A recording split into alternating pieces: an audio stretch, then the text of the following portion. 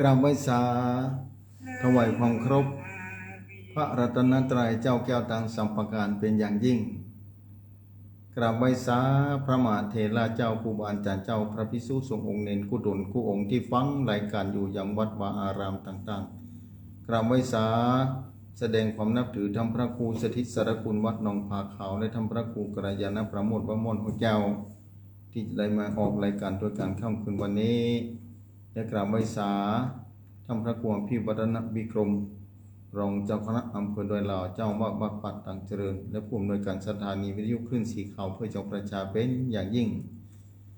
เจริญพรญาโยมศรัทธาสาธุชนทั้งผู้ฟังทุกท่านที่ติดตามฟังรายการธรรมะจากยอดดอยค่ำคืนวันนี้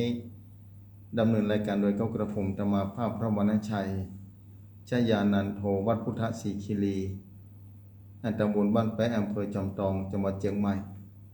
ได้นำรายการนี้มาพบปะกับศรัทธาสาธุชนทั้งผู้ฟังเป็นประจำทุกวันอาทิตย์ตั้งแต่เวลา2 ทุ่มนี้เป็นต้นไปจนถึง4 ทุ่มพ่วงกับรายการอุจาภาษาธรรมโดยท่านพระครูกัลยาณประโมทและท่านพระครูสถิตสารคุณวัดหนองผาเขาในค่ำคืนวันนี้มาพบปะกับผมธรรมาภาพศรัทธาสาธุชนทั้งผู้ฟัง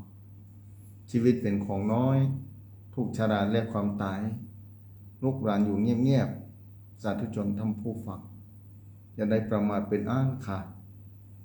วันเดือนปีก็หมดไปตึงวันวันนี้วันที่7เดือนธันวาคม2568เหลือ20 กว่าวันก็จะสิ้นสุดเดือนธันวาแล้วปีแล้วนะปีนี้นะก็หมดไปอย่างเดียวกันเมื่อปีแล้วหมดผ่านไปแล้วปีนี้ก็จะหมดไปแถมนะกลายเป็นอดีตไปแถมวันแล้ววันเล่าเดือนแล้วเดือนเล่าปีแล้วปีเล่าเป็นแบบนี้ศรัทธาสาธุชนทั้งผู้ฟังบ่มีอย่างยั่งยืนในชีวิตนะนี่เหมือนกันมาพบปะศรัทธามาทำหน้าที่นี้กับศรัทธาสาธุชนทั้งผู้ฟังพบปะกันวันอาทิตย์เกือบ20 ปีนะ10 กว่าปีผ่านมาแล้วเกือบ20 ปีศรัทธาแต่ตั้งแต่2552วันที่1 สิงหาคมนะที่เข้ารายการวันแรกนะมาพบปะญาติโยมศรัทธาสาธุชนทั้งผู้ฟังเป็นประจำนะได้ฮู้จักได้พบปะญาติโยมศรัทธาที่ฟังธรรมะที่ศรัทธาต่อพระพุทธศาสนาศรัทธาต่อพระรัตนตรัยบางทีกับคนแล้วคนเล่าที่จากไปคนเฒ่าคนแก่พ่อน้อยพ่อนานหลายคนที่ศึกษาเรียนรู้ในพระพุทธศาสนาและศรัทธาต่อพระรัตนตรัยจะมาฟังธรรมะคลื่นสีขาวเพื่อชาวประชามีนักหลายบางคนก็ละโลกนี้ไปแล้ว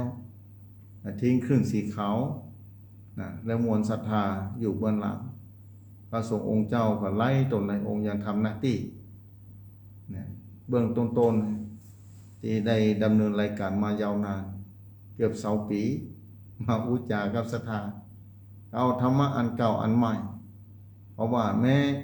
ศาสนาพระองค์สัมมาสัมพุทธเจ้า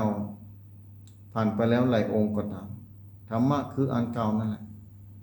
อย่างอาหารการกินก็เหมือนกันสุดแต่เราจะมาพลิกแปลงพัฒนาคือเหมาะสมกับชีวิตของตัวเก่าแต่หลักธรรมหัวข้อที่องค์พระสัมมาสัมพุทธเจ้าได้ตรัสได้เทศนาไว้ก็อันเก่านั่นแหละอยู่ที่เราจะมาใช้ดำเนินชีวิตอย่างใดพ้องสำหรับธรรมะนั้นนี่ศรัทธาสาธุชนทั้งผู้ฟังหลายคนได้ศึกษาเรียนรู้หลายคนไปปฏิบัติธรรมหลายคนที่โทรเข้ามาหามาอุจามาทำปัญหาชีวิตปัญหาต่างๆที่เกิดขึ้นแล้วแต่บุญแต่กรรมแล้วแต่วาสนาแล้วแต่บุญแล้วแต่กรรมจากก่อนปันหลังจากปัจจุบันนี่มาพูดถึงเรื่องนี้นะผู้กับศรัทธาสาธุชนทั้งผู้ฟังบางคนอายุนักแล้วผ่านกันเวลามันเมินนานใจชีวิตมายาวนานนะผ่านร้อนผ่านหนาวนะผ่านกันเวลามาเมินนะญาติโยมศรัทธาสาธุชนทั้งผู้ฟังใจชีวิตมาเมินมีประสบการณ์นัก โดยเฉพาะศรัทธาสาธุชนท่านผู้ฟังบางคนอายุ70-80 ปีแบบนี้นะ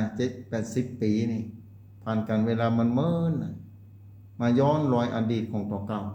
ถอยกลับไปมาพิจารณาย้อนอดีตถอยหลังกลับไปเมื่อสมัยเป็นละอ่อนเป็นละเด็กละอ่อนเป็นต้นบางคนมาพิจารณาโอ้ยังมาเปลี่ยนแปลงขนาดนี้หลาย10 ปีก่อนกับปัจจุบันนี้เปลี่ยนแปลงอย่างประยุทธ์เนี่ยความเปลี่ยนแปลงบางคนมีธรรมะในหัวใจมานั่งพิจารณาชีวิตร่างกายตัวเขาว่าโอ้ร่างกายนี้มาถึงปันนี้แล้วครับเมื่อก่อนเป็นละเด็กละอ่อนเมื่อหนุ่มเมื่อน้อยมีบ่ามีแหงนะมาได้เกิดเรื่องอื่นนะ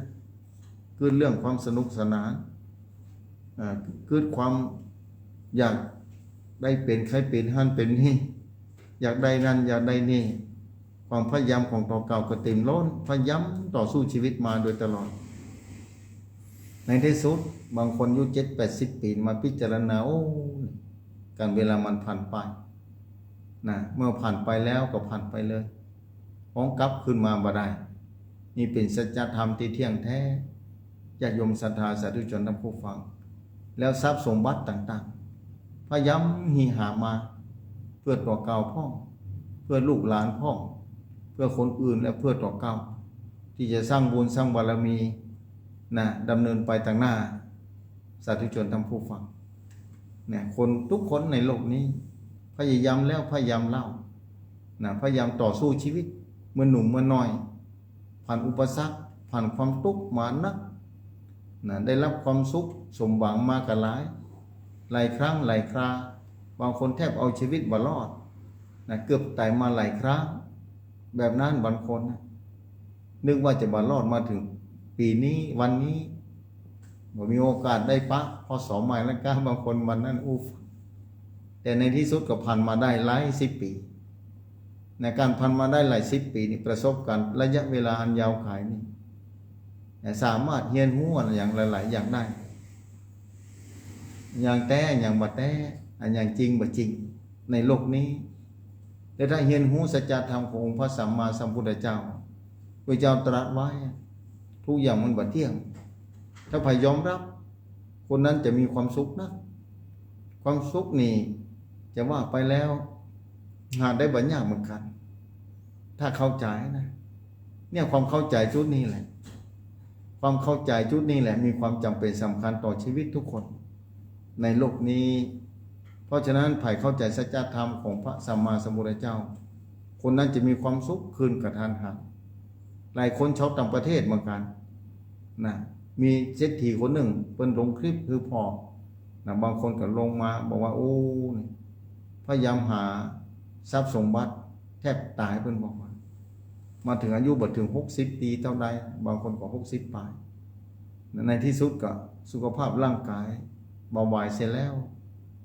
แต่เจ้าก็อุปกรรมนั้นแต่ทรัพย์สมบัติก็สามารถจะช่วยได้เลยบางคนแทบจะลืมไปดูแลร่างกายดูแลทรัพย์สมบัติตัวเก่า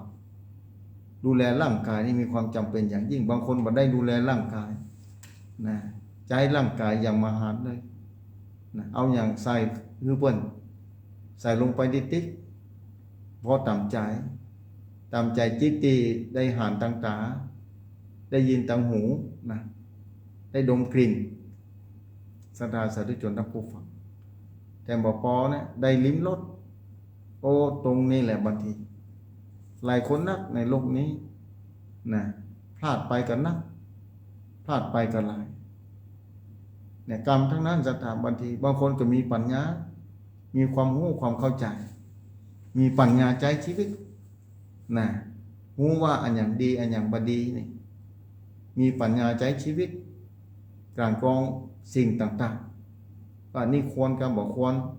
อันนี้พึงทำการบอกพึงทำศรัทธาสาธุชนท่านผู้ฟังหลายผู้หลายคนนะที่มีปัญญาบางคนเก่งตั้งแต่น้อยละอ่อนอ่านแล้วโอ้อดใจนึกดีใจภูมิใจตัวบ่ได้นะบางคนก็บอกพ่อบอกแม่นะว่าแม่จะไปทำแบบนั้นนะนี่พ่อจะไปแย่แบบนี้นะมันบ่ดีนะนี่ เนี่ยลูกหลานแต่โอ้ถึงขนาดนั้นเนี่ยกะหาน้อยนะศรัทธายิ่งถึงวันนี้ความเปลี่ยนแปลงของเทคโนโลยีในโลกเปลี่ยนแปลงไปนะเยาวชนต่างๆก็น่าเป็นห่วงเป็นห่วงว่าใจชีวิตอย่างใดพ่อบางคนศึกษาเรียนรู้ต่างโลกนะมีความเก่งกล้าสามารถหลายๆด้านแต่ในที่สุดถ้าอุปสรรคเกิดขึ้นมากระทันหันเนี่ยมีความทุกข์นะมีความทุกข์เกิดขึ้นบางคนก็โอ้แก้ไขสถานการณ์บ่ทันนะมืด8ด้านวันนั้นลงข่าวโอ้น่าสงสารนะมืด8ด้านนะพอมืด8ด้านปุ๊บเนี่ยกึดอันหยังบ่ออกเนี่ยปัญญามันตันเพิ่นว่ากึดหยังบ่ออกเลยปลิดชีพตัวเก่าไปโอ้น่าสงสารนี่ศรัทธาสาธุชนทั้งผู้ฟังเพราะฉะนั้นปัญญาเนี่ยมีความจำเป็นตลอดการเจริญสติการปฏิบัติธรรมบรรณยมกับท่านอาจารย์อู้เรื่องปฏิบัติธรรมพ่อการปฏิบัติธรรมนี่ก็ถึงบอกตลอดเวลาอยู่แล้วง่ายๆสบายนะถ้าเฮาเป็นคนที่กตัญญูนะถ้าเฮาเป็นคนที่กตัญญูนะอันอย่างที่มีคุณกับเฮานะเฮาสนใจเพื่อนพ้องอันนั้นคือการปฏิบัติธรรมแล้วภัยกตัญญูนะอันดับแรกก็นึกถึงพ่อแม่อันดับเบื้องต้นเลยนะแต่มีสิ่งหนึ่งที่คนลืมไปนะมีสิ่งหนึ่งหลายคนนะ50-60%อาจจะเกินไปก็ได้ที่ลืมนะกตัญญูต่อเพื่อนอย่างน้อยก็แลพ่อเพื่อนพ่อดูแลเพื่อนพ่อนะพอเพื่อนฮือชีวิตนะความเป็นอยู่ถึงวันนี้ถ้าบ่อาศัยเพื่อนนะก็อยู่บ่ได้ศรัทธาสาธุชนทั้งผู้ฟังเพราะฉะนั้น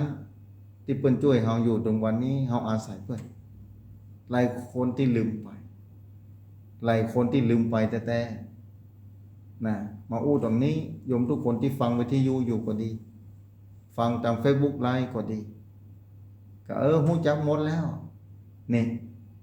แต่เปิ้นลืมไปนะบุคคลนี้เป็นบุคคลที่มีความจำเป็นต่อชีวิตอย่างยิ่งกว่าสิ่งอื่นใดหมดเลยนะยิ่งกว่าสิ่งอื่นใดหมดเลยถ้าเฮากตัญญูกับเพิ่นดูเสมือนเพิ่นจะเป็นยาขนาดวิเศษเป็นยาขนาดหนึ่งคือแก่ชีวิตเป็นยาพิเศษเลยเป็นยาขนาดหนึ่งแก่ชีวิตที่ดำเนินไปถึงวันนี้บางครั้งเราแทบบ่นึกถึงเพิ่นเลยท่านที่เพิ่นก็อยู่ใกล้เฮาตลอดนะอยู่ใกล้เฮาตลอดเวลาแต่คนก็ลืมไปนะลืมกตัญญูนะลืมดูแลเพิ่นลืมกตัญญูดูแลเพิ่นว่าอันยังเหมือนวันนั้นอู้ให้เพิ่นฟังแบบนี้คนทำก็ลมหายใจง่ายบอกลมหายใจเนี่ยอยู่ใกล้ตัวเก่าได้เพิ่งได้อาศัยตั้งแต่ออกจากคัพพมารดาออกจากท้องแม่มาเลยถ้าลมหายใจบ่มีนี่จบเลยศรัทธาลมหายใจมีความจำเป็นขนาดไหนนี่แหละเอาแอบพอเพิ่นพ่องนะดูเพิ่นพ่องวันหนึ่งดูเพิ่นสักนาทีหนึ่งบ่เอาแล้วเพิ่นเลิกเพิ่นจะได้ดีใจแม้เฮาจะบ่ฮู้ว่าเพิ่นมีชีวิตลมหายใจเป็นธาตุทั้ง4ในร่างกายนี่แหละแต่เฮาพอเพิ่นพ่องพอจ้าๆนะบ่ต้องพอเว้ยพอจ้าๆเพราะว่าเพิ่นเข้าในร่างกายเพิ่นเข้าจะได้เอาหยังเข้าไปโดยพ่องแล้วออกมาเพิ่นเอาหยังออกมาพ่องนะก็ค่อยพอเนี่ยคนที่มีพระคุณอย่างยิ่งเนี่ยคนนั้นนั่นคือคนนี้ชื่อว่าลมหายใจเข้าไปแล้วก็ออกแล้วก็เข้าตลอดเวลาถ้าเข้าไปแล้วเพิ่นบ่ออกชีวิตร่างกายก็อยู่บ่ได้ซะถ้าออกไปแล้วเพิ่นบ่เข้ามาหาแถมเอาก็อยู่บ่ใจได้จะต้องจากโลกนี้ไปเป็นแน่แท้ดวงจิตนะลงไปก่อนแล้วดวงจิตจะต้องทิ้งไปแล้วจะต้องเคลื่อนพบใหม่ทันทีฟังแบบนี้ศรัทธาสาธุชนทั้งผู้ฟังการปฏิบัติธรรมบ่ใจยากนะบางคนว่าจะไปปฏิบัติธรรมสักเกื้อนะท่านอาจารย์ วันนั้นมาทำบ่มีเวลาซากเตื้อเนี่ยอย่างไรดีฮะติดธุระปาปังกล้าขายก็ต้องกล้าขายนะในครอบครัวแถมนี้อยากจะหาโอกาสไปปฏิบัติธรรมว่าจะหาโอกาสไปปฏิบัติธรรมจะได้ปฏิบัติที่ไหนทำนะปฏิบัติที่ไหนโยมบอกหน้าหันเปิ้นไปปฏิบัตินะไปปฏิบัติที่หันที่นี่ใครไปกับเปิ้นนะก็ดีว่าถ้าไปได้โยมบอกแต่ถ้าโยมเคยปฏิบัติตามแท้โยมอาจจะบอกไปถึงที่เปิ้นไปก็ได้โยมปฏิบัติที่บ้านก็ได้หรือที่ไหนก็ได้ที่โยมอยู่กับที่หรือโยมกำลังเนี่ยอย่างอยู่มันได้จะไรท่านอาจารย์เพิ่นบอกผมว่าได้นะครับโยมได้นะครับบอกว่าปฏิบัติทำได้ลองปฏิบัติพอแล้วจะเนี่ยอย่างไรดีมันก็ลงมาโยมมาหายใจก็ถึงวันนี้บอก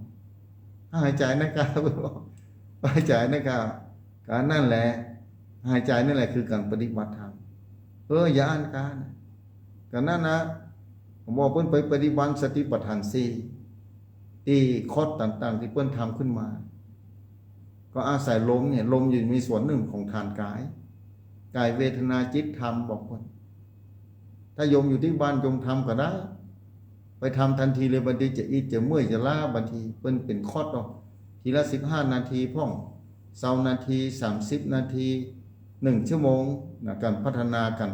ไปปฏิบัติธรรมเป็นคอร์สเพิ่นต้องกำหนดตามกติกาในสถานที่นั้นๆต้องทำตามนั้นแต่เพิ่นจะแนะนำนะแนะนำเพื่อกำหนดอย่างดังแต่ถ้าเราอยู่ที่บ้านเราบ่มีโอกาสเมื่อใดจะได้ทำเมื่อใดจะได้ปฏิบัติเข้ามาทำเพราะฉะนั้นนั่นแหละอยู่ที่บ้านก็ได้ยงเนี่ยการค้าขายอยู่นะลงจากรถแล้วเอาเข้าเอาของมาพอลงมาสักชุดก็ได้มันต้องถึง1 นาทีเลยแค่แอบพอเปิ้นนะผู้มีพระคุณยิ่งใหญ่นะพอเปิ้นผู้มีพระคุณยิ่งใหญ่นั่นคือลมหายใจนะลมหายใจมีกล้ามหาศาลหาประมาณบ่ได้ถ้าโยมพอบ่อยๆเนี่ยต้องแอบพอเปิ้นกันว่าลมเนี่ยมันเข้าออกแล้วร่างกายมีความปฏิกิริยาอย่างใดพ่อถ้าเราหายใจเข้าต้องมันจะปองออกมานะปองออกมานะถ้าหายใจออกต้องมันเกิดแฟบลงไป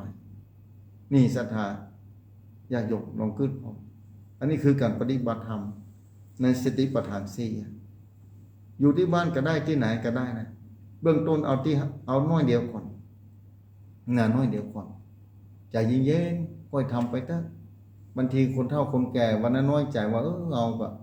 อายุนักแล้วท่านอาจารย์หันเพิ่นไปปฏิบัติธรรมเพิ่นเล่าแบบนั้นเพิ่นนี่แบบนี้บ่มีโอกาสได้ไปปฏิบัติธรรมเพิ่นว่าแบบนั้นเลยบอกเพิ่นว่าอยู่ที่บ้านนั่นแหละแม่บอกน่ะข้าไปกับเพิ่นนะเพิ่นหันไปปฏิบัติธรรมที่วัดท่านที่สำนักนั้นสำนักนี้เพิ่นว่าแบบนี้ผมว่าสำนักบ้านโยมนั่นแหละทำเป็นสำนักที่บ้านนั่นแหละแล้วจะเนี่ยอย่างไรก็เนี่ยอย่างไรก็พอลมตัวเก่านะครับผมแนะนำเพิ่นพอลมหายใจนั่นแหละลมหายใจเนี่ยมีกล้าไม่ใช่กล้าบอกเพิ่น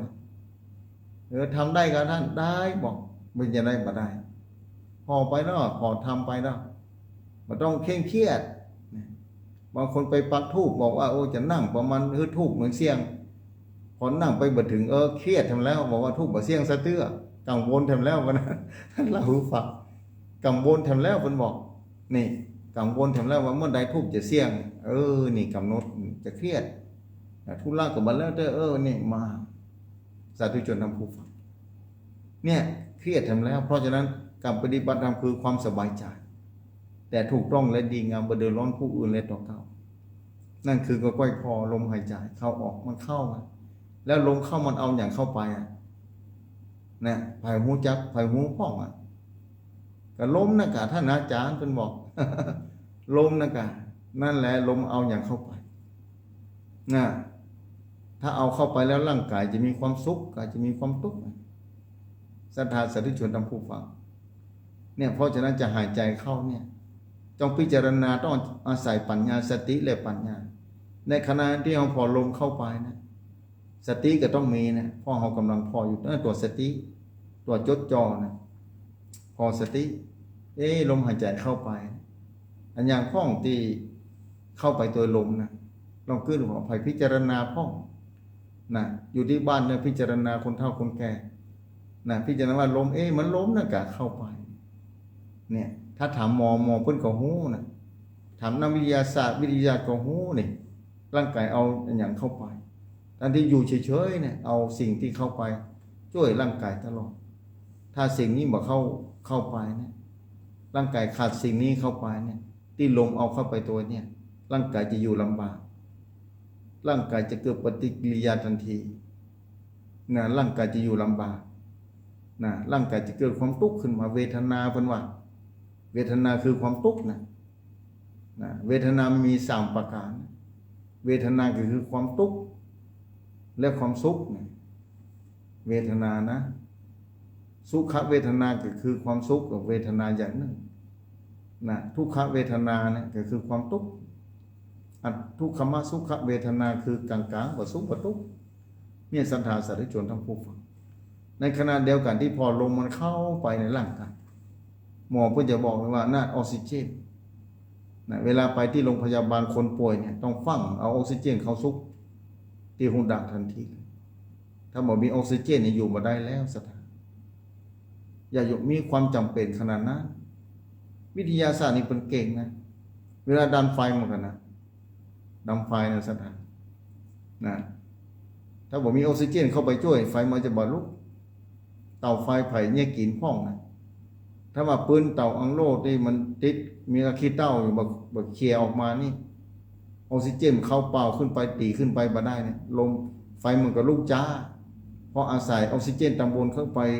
เคลียร์กล่องไฟเนี่ยมันบ่เต็มที่เนี่ยต้องเอาออกเนี่ยสาธุชนทั้งผู้ฟังออกซิเจนมีจำเป็นต่อร่างกายขนาดไหนเนี่ยต้องเอาเข้าไปช่วยลมเนี่ยปาเข้าไปสู่ร่างกายเนี่ยเข้าไปสู่ร่างกายแต่บางคนบ่ได้เอาออกซิเจนไปอย่างเดียวอย่างนะเวลาเอาเดินทางเนี่ยถ้าหน้าร้อนขึ้นมาไผจำได้พ้องนั่นนะอันยังนะก็คือควันไฟพ้องหรือว่าฝุ่นพ้องที่เปิ้นเฮาว่า PM.25 ใกล้เข้ามานะแกถ้าอยู่ในชุมชนที่แออัดพ้องฝุ่นมันนักฝนมันหายไปแล้วนี่ระบบฝุ่นมันจะขึ้นมาแทนที่เข้าไปในร่างกายก็เป็นพิษเป็นภัยทำแล้วต้องใจนะหน้ากาดปิดหน้าปิดตานี่มันตุกหน้าสถานร่างกายนี่จะเอาอย่างเข้าไปแต่หูดังประตูนี่ไม่ใช่ธรรมดาสักคำสาธุชนทั้งผู้ฟังเนี่ยต้องพิจารณาขนาดนั้นเพราะฉะนั้นในปัญญาก็มีความจำเป็นต่อชีวิตอย่างยิ่งเนี่ยสติก็อยู่ที่ลมหายใจเข้าออกก็แม่นแล้วหู้อยู่ว่าลมเข้านะบางคนก็พอลมเข้าออกพอนะแต่พอหู้ซึกว่าลมมันเข้าไปแต่หารู้ไหมลมเข้าไปตัวอย่างป้องก็นั่นคือเอาออกซิเจนเข้าไปเวลาออกมาเนาะยมลมเอาอย่างในร่างกายออกมานะเอาคาร์บอนออกนะคาร์บอนไดออกไซด์ออกถ่ายออกมาในร่างกายออกมาสู่ภายนอกนี่ร่างกายมีความต้องการขนาดนี้อย่ายมศรัทธาเพราะฉะนั้นศรัทธาจะหันได้ชัดเวลาคนป่วยไปนี่ปุ๊บเนี่ยเวลารถอย่างที่รถโรงพยาบาลนะเวลาลากคนไข้ไปใส่คนไข้ไปเนี่ยต้องมีเครื่องออกซิเจนอยู่ในรถอยู่ในที่โรงพยาบาลตลอดศรัทธาแล้วพอถึงเวลาคนป่วยเนี่ยหายใจบ่ไหวแล้วต้องออกซิเจนเขาช่วยเข้าสู่ร่างกายเนี่ยออกซิเจนนี่แหละมีความจำเป็นต่อร่างกายแล้วจะหาได้กินนะมีความจำเป็นอย่างไรพ้องศรัทธาสาธุชนทั้งผู้ฟังเนี่ยเพราะฉะนั้นคนนะถ้าพิจารณาชีวิตอยู่ที่ไหนเนี่ยชีวิตเนี่ยอยู่ปลายเข็มอยู่นิดเดียวนะศรัทธาถ้าหมดลมหายใจก็จบเลยละเพราะออกซิเจนเข้ามาได้แล้วในห้องอัพนี่ปิดห้องใบมด ถ้าไม่มีออกซิเจนขาดออกซิเจนก็ไปบ่ได้อย่างวันเตื้อเข้าถ้ำเนี่ยออกซิเจนบ่มีเนี่ยจุดไฟก็ถึงหมดลุกสถานไฟดับทันทีเคยเข้าถ้ำหลายที่นะเคยไปหลายที่สมัยก่อนเคยจำพรรษาในถ้ำพรรษาหนึ่งเหมือนกันนะอยู่ในถ้ำ1 พรรษานะก่อนที่จะมาอยู่ที่นี่นะก่อนหน้านั้นอยู่ถ้ำในป่าก็อยู่มาแล้วอยู่ถ้ำนะพอในถ้ำนี่ถ้าออกซิเจนบ่มีนี่จุดเทียนจุดไฟก็ถึงหมดลุกศรัทธาเนี่ยออกซิเจนเนี่ยมีความจำเป็นเพราะฉะนั้นไผ่นึ่งเข้าเป่าไฟดังไฟอยู่เนี่ยออกซิเจนนี่ไม่ได้ร่างกายยังต้องการแต่เมื่อร่างกายต้องการศรัทธาลงขึ้นพอเราเอาออกซิเจนเข้าไปเนี่ยไผ่พ่องพอลมหายใจอยู่คนนั้นเป็นผู้ที่มีบุญมีวาสนา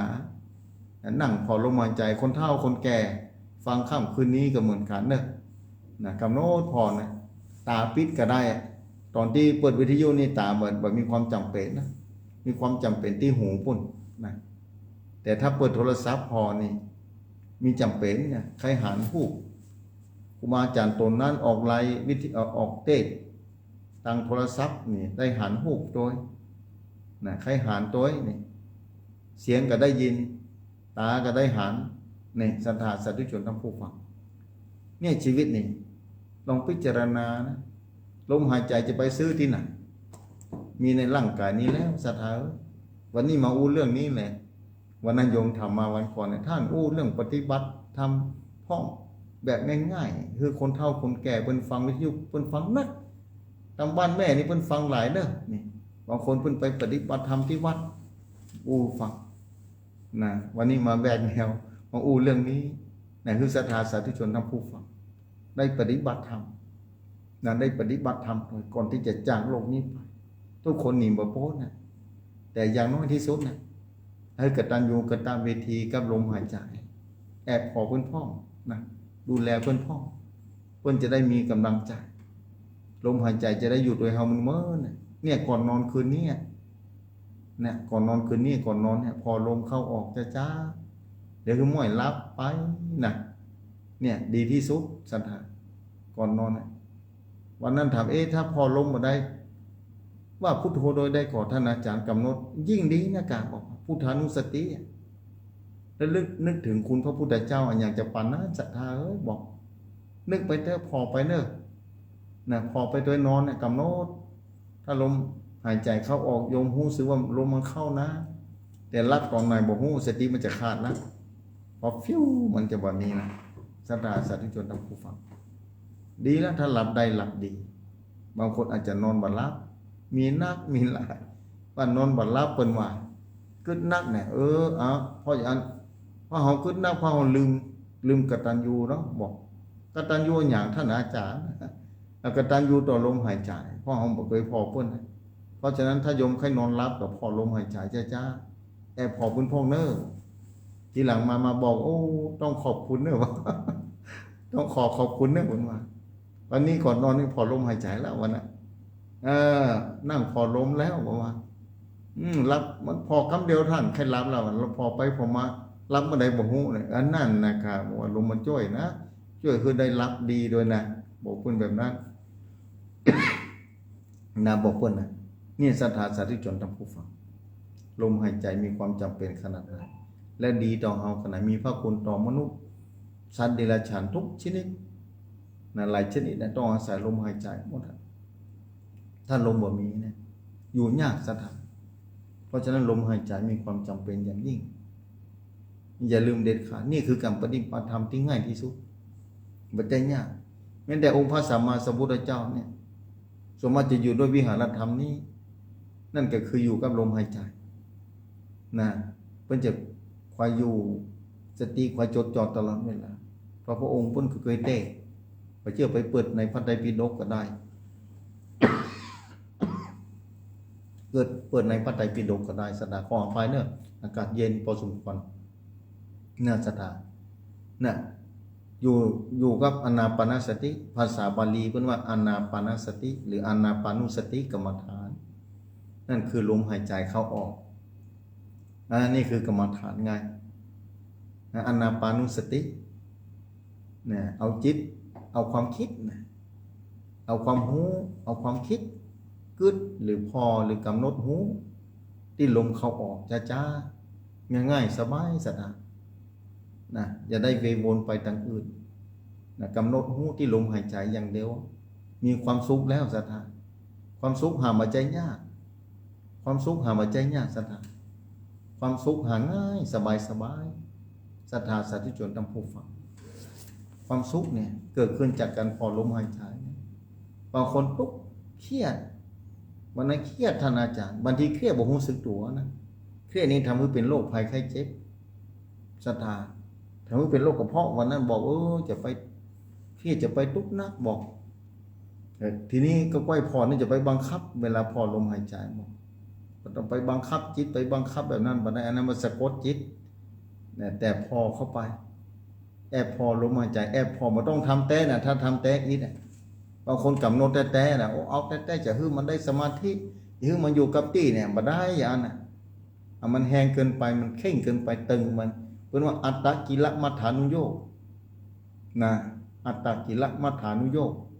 มันตึงเกินไปเอาแต่เอาเนี่ยคนตั้งใจเกินไปเป็นหมดตั้งใจเกินไปถ้าตั้งใจเกินก็อีกนะแต่ถ้าหย่อนยานเกินไปเนี่ยกัมมสุขลิกานุโยคหย่อนยานเกินไปถ้าหย่อนยานเกินไปก็ใจบ่ได้เหมือนกันนะใจบ่ได้นะเพราะฉะนั้นต้องใจมัชฌิมปฏิปทาความพอดีเนี่ยแม้แต่องค์พระราชามหากษัตริย์เจ้าในแผ่นดินสยามแผ่นดินไทยนำเอาความพอดีนี่แหละมัชฌิมปฏิปทานี่แหละมาใจนะมาใจเป็นทฤษฎีเลยทีเดียว เป็นทฤษฎีเลยทีเดียวสถานเป็นทฤษฎีนะทฤษฎีในการบริหารประเทศชาติทฤษฎีในการบริหารชีวิตตัวเก่านั่นคือเศรษฐกิจพอเพียงขององค์พระบาทสมเด็จพระเจ้าอยู่หัวรัชกาลที่9พระองค์ปฏิบัติธรรมนะพระองค์ศึกษาหลักธรรมในพระพุทธศาสนานะศึกษาในพระพุทธศาสนาศรัทธาสาธุชนทั้งผู้ฟังคนฟังนักเพิ่นบอกว่านะท่านอาจารย์คนฟังนักฟังรายการธรรมะทุกวันวันพระทุกวันศีลทุกวันอาทิตย์วันอาทิตย์วันจันทร์วันการวันพุธวันศุกร์เสาร์วันพุธที่แล้วเพิ่นเอาเทปเก่ามาเพิ่นโทรมาหาโทรมาท่านอาจารย์ออกรายการการเนี่ยหลายคนหลายสายผมว่ามาได้ออกเฉพาะวันติดมาได้แล้วมันเจียมมาค่อยชัดนะบอกผมว่าเพิ่นเอาเทปเก่าออกอย่างวันเตี้ยครูบาอาจารย์วันโตนวันองค์มันบอกว่างติดธุระปาปังนะทางเจ้าหน้าที่เพิ่นเอาเทปเก่ามาออกเอาเทปเก่ามาออกศรัทธาสาธุชนทั้งผู้ฟังเอาเทปเก่ามาออกคือญาติโยมศรัทธาได้รับฟัง3แถมแบบนี้นะวันเตี้ยเพิ่นเอาเทปเพราะว่าบางทีกระทานหารนะกระหันใจนะครูบาอาจารย์บรรตนบรรองค์ผู้ตนอาตมาภาพเก้ากับผมอาตมาภาพเองเหมือนกันบันเตื้อกับติดธุระปาปังบันเตื้อกับไปหันมานี่บันเตื้อกับมีอุปสรรคต่างๆในการออกอากาศนะสัญญาณโทรศัพท์ห้องภาคเจ้าบันเตื้อช่วงนี้อากาศดีน้อยฝนมาตกมาซึมนะอากาศสัญญาณ สัญญาณอากาศทาง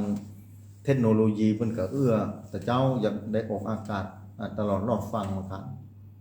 แต่ว่าถ้าว่าอากาศมันมืดครึ้มเนี่ย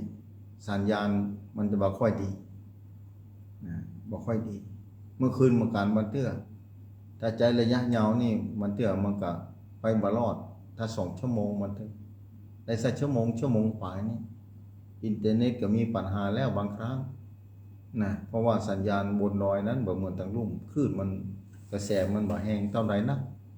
นะญาติโยมศรัทธาสาธุชนทั้งผู้ฟังบันเตื้อศรัทธาโทรไปบอกฟังบ่ได้เนี่ยอันนี้คลื่นกระแสต้องขออภัยศรัทธาโดยเวลาศรัทธาโทรขึ้นไปบางครั้งก็ฟังได้ซับบ่ได้ซับเวลาเมื่อค่ำเมื่อคืนนี้ถ้าเมื่อวานนี้ชัดเจนดีถึงวันนี้นะประเด็นก็เริ่มดีขึ้นมาพ่องละว่าเกี่ยวกับอากาศกาเนี่ยเอาก็ต้องอาศัยความเจริญรุ่งเรือง ของสติปัญญาสมองสติปัญญาของคนในยุคปัจจุบันพัฒนาเทคโนโลยีขึ้นมาทำคือออกอากาศจัดที่นี่กระจายไปสู่ศรัทธาสาธุชนท่านผู้ฟังอยู่ในแต่ละที่แต่ละแห่งได้ฟังธรรมะจากครูบาอาจารย์ตนนั้นตนนี้มามาจาเรื่องนั้นเรื่องนี้คือฟังส่วนมากจะเป็นธรรมะเอามาประกอบเอามาพิจารณาพิจารณาเรื่องนั้นเรื่องนี้ลงเป็นธรรมะได้ทั้งนั้นทุกอย่างมันบัดเที่ยงอย่างที่ศรัทธาเข้าใจหูเพราะฉะนั้นการปฏิบัติธรรมศรัทธามันจะยากถ้าเข้าใจก็กว้ายบางคนอาจจะมันบอกให้เกิดแล้วท่านอาจารย์ให้ปฏิบัติธรรมไปนิพพานเลยนะวันนั้นมาฟัง จะแท้ก็ว่าบอกจะแท้ให้ไปนิพพานแท้กันวันน่ะให้ไปแท้นะให้ไปแท้นะวันน่ะถ้าไปแท้กับรักษาศีลเนี่ยเพราะว่ารักษาศีลศีล5 ข้อนะไปศึกษาว่ามีอย่างพ่อแล้วก็มาปฏิบัติธรรมแล้วมาพอร่างกายว่าแม่ของตัวเก่าก็บ่ใช่ถ้ายอมรับว่าปัจจัยของตัวเก่าแต่เมื่อใดก็ได้อันนั้นมีโอกาสสูงนะเข้าสู่ประตูแล้วหันประตูแล้วจะข้ามวัฏสงสารจะเริ่มเข้าประตูข้ามวัฏสงสารได้นะถ้าหันว่าตัวเก่านี่เพียงแต่ธาตุทั้ง4แต่ปัจจัยอ่านตามหนังสือปัจจัยฟังเปิ้นแล้วก็ได้ปัจจัยจิตปุ้นเป็นตัวรู้ตัวเข้าใจตัวปัญญาขึ้นที่จิตที่จ่ายพ้นที่จิตที่จ่ายศรัทธาอันนั้นจุดนั้นถ้าเข้าใจธรรมะก็เลยบอกวันนั้นต้นพรรษาก่อนเข้าพรรษาข่าวเกลียวกราวพระสงฆ์องค์พระเจ้าสนำปั่นพื้นลงข่าวคราวมีสายโทรเข้ามาหาหลายสายนัก โทรเข้ามาหานักหลายสายศรัทธาถ้าศรัทธาเข้าถึงสัจธรรมของพระพุทธเจ้าธรรมะพระสงฆ์จะเสียหายเป็นหมื่นเป็นแสนแต่คนนั้นไม่ได้หวั่นไหวพระสงฆ์นี่เป็นตัวบุคคลสัจธรรมของพระพุทธเจ้าไม่ได้กระทบกระเทือนอย่างสักอย่างเพราะฉะนั้นศรัทธาจะต้องเข้าใจสัจธรรมของพระพุทธเจ้าถ้าศรัทธาเข้าถึงแล้วธรรมะไม่ได้อยู่ที่ทุเจ้าอยู่ที่สถานนั่นแหละธรรมะไม่ได้อยู่ที่ทุเจ้าแต่ทุเจ้ามาฟังในที่สุดก็อยู่ที่ศรัทธานั่นแหละที่ตัวเก่าทุกคนนั่นแหละอย่างกับปฏิบัติธรรมเนี่ยไม่ได้ไปปฏิบัติธรรมที่ทุเจ้าเพิ่นแนะนำไปวัดไปปฏิบัติธรรมแม่แต่เวลาปฏิบัติก็เป็นร่างกายนี่แหละกายเวทนาจิตธรรมเนี่ยลมหายใจเข้าออกก็คือกายนี่แหละเนื่องด้วยกายนี่แหละต้องปฏิบัติบนเรือนร่างของเฮานี่แหละศรัทธาสาธุชนทั้งผู้ฟังไม่ได้ไปปฏิบัติที่อื่นเลยเพราะฉะนั้นพระสงฆ์จะเสียหายล้มเข้ามานั่น ใส่โทรเข้ามาบอกใจเย็นบอกใจเย็น ธรรมะไม่ได้อยู่ที่เจ้าอยู่ที่ตัวเก่านั่นแหละเปิ้นบางทีผิดพลาดไปพ้องอย่างพ้องเกิดอุปสรรคต่างๆในวิถีชีวิตในพระพุทธศาสนาหลายเรื่องโยมบอกปัญหาต่างๆโยมว่าจะบอกเข้าใจมาเข้าใจตัวเก่าดีกว่าพระพุทธเจ้าคือเข้าใจตัวเก่านะถ้าโยมเข้าใจแล้วโยมจะบอกวันไหวจะบอกวันไหวว่าเส้นทางของพุทธศาสนาเส้นทางที่พระพุทธเจ้าตรัสรู้ไม่ได้ผูกขาดที่ทุเจ้าบัจจัยอยู่ที่ทุเจ้าผูกขาดไว้เลยบัจจัยทุกคนทำได้ทุกคนปฏิบัติได้เมื่อบัจจัยว่าทุเจ้าเพิ่นปฏิบัติมาได้แล้วจะเสียหายบัจจัยธรรมะบัจจัยเสียหายศรัทธาธรรมะบ่เคยเสียหายสัจธรรมที่พระพุทธเจ้าค้นพบบัจจัยเสียหายญาติโยมศรัทธาสาธุชนทั้งผู้ฟังธรรมะพระพุทธเจ้าบ่เคยเสียหายเลยศรัทธาบ่เคยเสียหายถ้าศรัทธาเข้าถึงอย่างลึกซึ้งอย่างละเอียดอ่อนศรัทธาจะมีความมั่นคงในการศรัทธาต่อพระรัตนตรัยต่อพระพุทธศาสนาอย่างลึกซึ้งละเอียดอ่อนนะญาติโยมศรัทธาถ้าศรัทธาเข้าใจถ้าศรัทธาหูไปถึงจุดนั้นญาติโยมศรัทธาเพราะฉะนั้นมีกล้ามหาศาลภายปฏิบัติธรรมได้ภายเรื่องหูจักและเข้าใจสัจธรรมเข้าถึง มีจริงๆบ่หวั่นไหวภายจะเสียภายจะดีบ่ใจเกี่ยวอยู่ที่ตัวเก่าปัจจตังรู้ได้เฉพาะตนธรรมะพระเจ้าบ่จำกัดกันเวลาเป็นอากาลิโกไม่จำกัดกันเวลา ศรัทธาสาธุชนทั้งผู้ฟังว่าจำกัดกันเวลาเลยสัจธรรมของพระพุทธองค์นะเป็นสิ่งที่หูได้ตกด้วยตัวเก่าคนเดียวตุเจ้าเพียงแต่เน้นน้ำนะอยากกินข้าวเนี่ยตุเจ้าว่ากินข้าวเนื้ออ่ะศรัทธากินข้าวเนื้อ กินข้าวเนื้อเนี่ยแต่ศรัทธาจะต้องกินนะถ้ามากินเกิดความหิวก็ว่าหายไปไหนศรัทธาจะต้องกินข้าว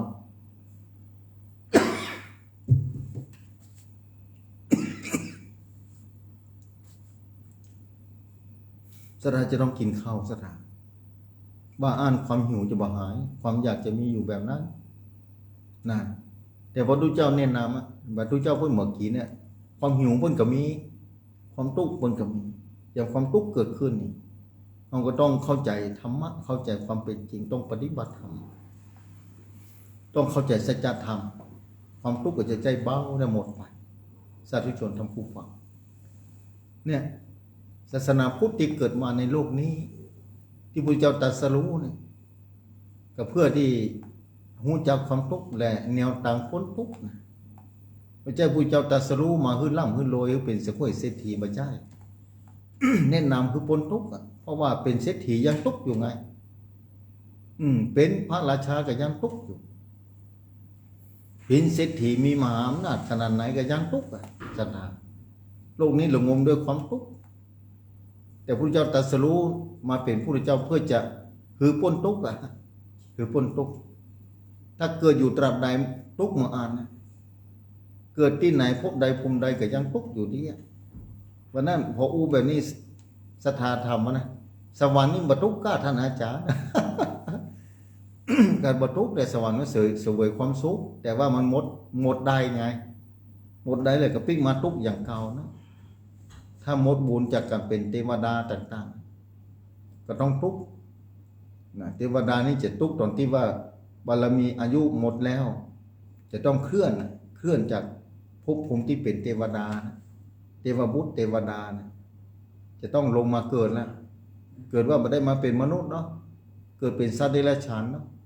เนี่ยได้เดียเนี่ยศรัทธาสัตว์ก็ยังบ่ต้องทุกข์อยู่ดีในวัฏสงสารเนี่ยสามภพภูมิเนี่ยเป็นห้องวัฏสงสารศาสนาพุทธนี่เน้น คือหูจักความทุกข์แต่พระเจ้าตรัสรู้เนี่ยคือบอกเส้นทางพ้นทุกข์เส้นทางนี้เบื้องต้นวันนั้นศรัทธาบอกอย่างที่บอกตะกี้ว่าท่านดันปฏิบัติธรรมข้องว่าคนเข้าคนแก่เพิ่นฟังเพิ่นจะได้ปฏิบัติธรรมตัวเอง ก็เลยมานั่นแหละลมหายใจนี่แหละไปปฏิบัติที่ไหนบอกมันปฏิบัติธรรมก็ต้องอาศัยลมหายใจแม่องค์พระสัมมาสัมพุทธะที่บอกตะกี้ว่าพระองค์อยู่ด้วยวิหารธรรมนะโดยอานาปานสติเป็นส่วนใหญ่ปฏิบัติธรรมพระองค์บอกกรรมฐานไว้40อย่างเนี่ย 40อย่างแต่ละอย่างเนี่ยถ้าขาดอานาปานสติบ่ได้เลยต้องอิงอาศัยอานาปานสติตลอดเวลานะขาดบ่ได้ศรัทธาแม้สติปัฏฐาน4เนี่ยสติปัฏฐาน4เนี่ยกายเวทนาจิตธรรมอย่างที่บอกตะกี้การจะพิจารณาดูกายก็ดูต้องปองต้องยุบถ้าสติปัฏฐาน4ในสำนักนะดูต้องปองต้องยุบต้องปองต้องยุบถ้าบ่หายใจมันจะปองได้จะได้มันจะยุบอย่างไรก็ต้องหายใจศรัทธาถ้าบ่หายใจมันจะปองยุบอย่างไรเพราะฉะนั้นนี่แหละอานาปานสตินึ่งโดยกายร่างกายเฮานี่แหละธาตุทั้ง4นี่บางทีเฮาให้แย่สวนก็ดีปอกผลไม้ก็ดีนี่ถ้ามีดมันไปปาดมือปุ๊บเนี่ยสีแดงไหลออกมานะสีแดงไหลออกมานั่นคือเลือดพอเลือดไหลออกมาจากนิ้วมือเนี่ยอันนั้นน่ะคือน้ำธาตุน้ำนะแต่เพิ่นสมมุติว่าเป็นเลือดเพราะมันสีแดงอยู่ในร่างกายไหลออกมาเฮามาไข้หานนะทุกคนมาไข้หานนะมาไข้หานพยัญจะปิดเพราะมันทุกข์มันเจ็บ ร่างกายเกิดเวทนาแล้วนะมันเจ็บนะพยายามต้องซ่อยานะมาปิดแผลไว้บ่ฮื้อเลือดมันไหลออกมาถ้าไหลออกมานี่ร่างกายมันหัวแล้วเนาะร่างกายหัวเป็นหูแล้วเ เป็นหัวมันหัวมาได้ร่างกายเปิ้นคือหัวเมื่อกี้หูมาได้เพื่อจะได้เกิดความสุขครับเอาสิ่งที่บดีออกจากร่างกายแม้แต่หูดังเนี่ยครับคาร์บอนไดออกไซด์ออกไปในทวารตั้งเก้าเป็นว่าศรัทธาตาสองหูสองเนี่ยหูดังเห็นบ่นะทวารนักทวารเบาเนาะปากโดต้องกินหยังเนี่ยศรัทธาสาธุชนทั้งผู้ฟัง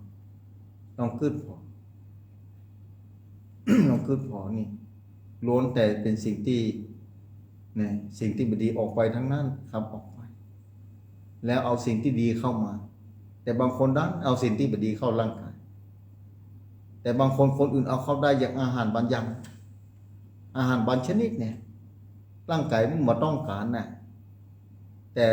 ลิ้นมันต้องการนะอันนั้นคือจิตไปหลงที่มันล้ำนะอาหารนี่นะเพื่อว่าจะไปกินมันแสลงนะมันร่างกายมันจะบ่สบายมันจะเจ็บนะมันล้ำนะครับกินเข้าไปแต่เอาป่วยเสร็จแล้วเนี่ยเกิดความทุกข์ขึ้นมาแถมแล้วนี่ห่างก่อนเอาสิ่งที่ร่างกายบ่ต้องการเข้าไป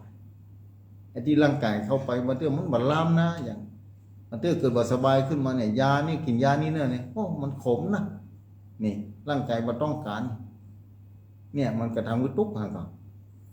กินมาได้ยิ่งละอ่อนบางคนสมัยตึงวันเนี่ยเพิ่นคือกินข้าวกินน้ำบางคนก็ไปกินอย่างบ่ฮู้ผิดกฎหมายพ้องเดือดร้อนไปพ้องน่าสงสารขนาดไหนละอ่อนเกิดมาปัจจุบันเนี่ยแล้วบางคนถึงก็ว่าบ่ใครได้ลูกเขาได้หลานนะท่านอาจารย์เบาแล้วมีครอบครัวแล้วบ่มีแล้วแม่ใครคือมีลูกมีหลานติ๊กเลี้ยงแล้วบ่เสี่ยงเงินสักเสี่ยงสตางค์บ่ว่าสุดลงสตางค์ให้เฮียนจบถึงเป็นยานี่หลายแสนเป็นล้านนะคะอย่างนี้ยี่ก็มีเหมือนกันเนี่ยความคิดของแต่ละคนมันต่างกันออกไปบางคนเขาได้ลูกแต่เนิ่นใครเป็นพ่ออุ้ยแต่เนิ่นนะมาได้เป็นพ่ออุ้ยกับเปิ้นสักครั้งจากโลกนี้ไปให้คนก็มีว่านะมาอู้ฟังเนี่ยสถามันเหมือนแน่นอนในชีวิตนะมันเป็นแบบนั้นนะแต่วันนี้อู้หลายอย่างคือสถาฟังเวลาเหลือน้อยลงไปสถาอาทิตย์หน้าก็มาปากันกรรมมาอู้มาจา ถ้าจำได้บันเทื่อกับบันเรื่องจะมาอู้มาได้อู้มานึกถึงสถาที่ทำมาพ่องอู้จามาพ่องก็เล่าสู่กันฟังแบบนี้บรรยากาศค่ำคืนราตรีฤดูหนาวเข้ามาเยือนแบบนี้มาอู้มาจากันอาจจะสุ่มไฟฟังก็ได้บ่ใจว่า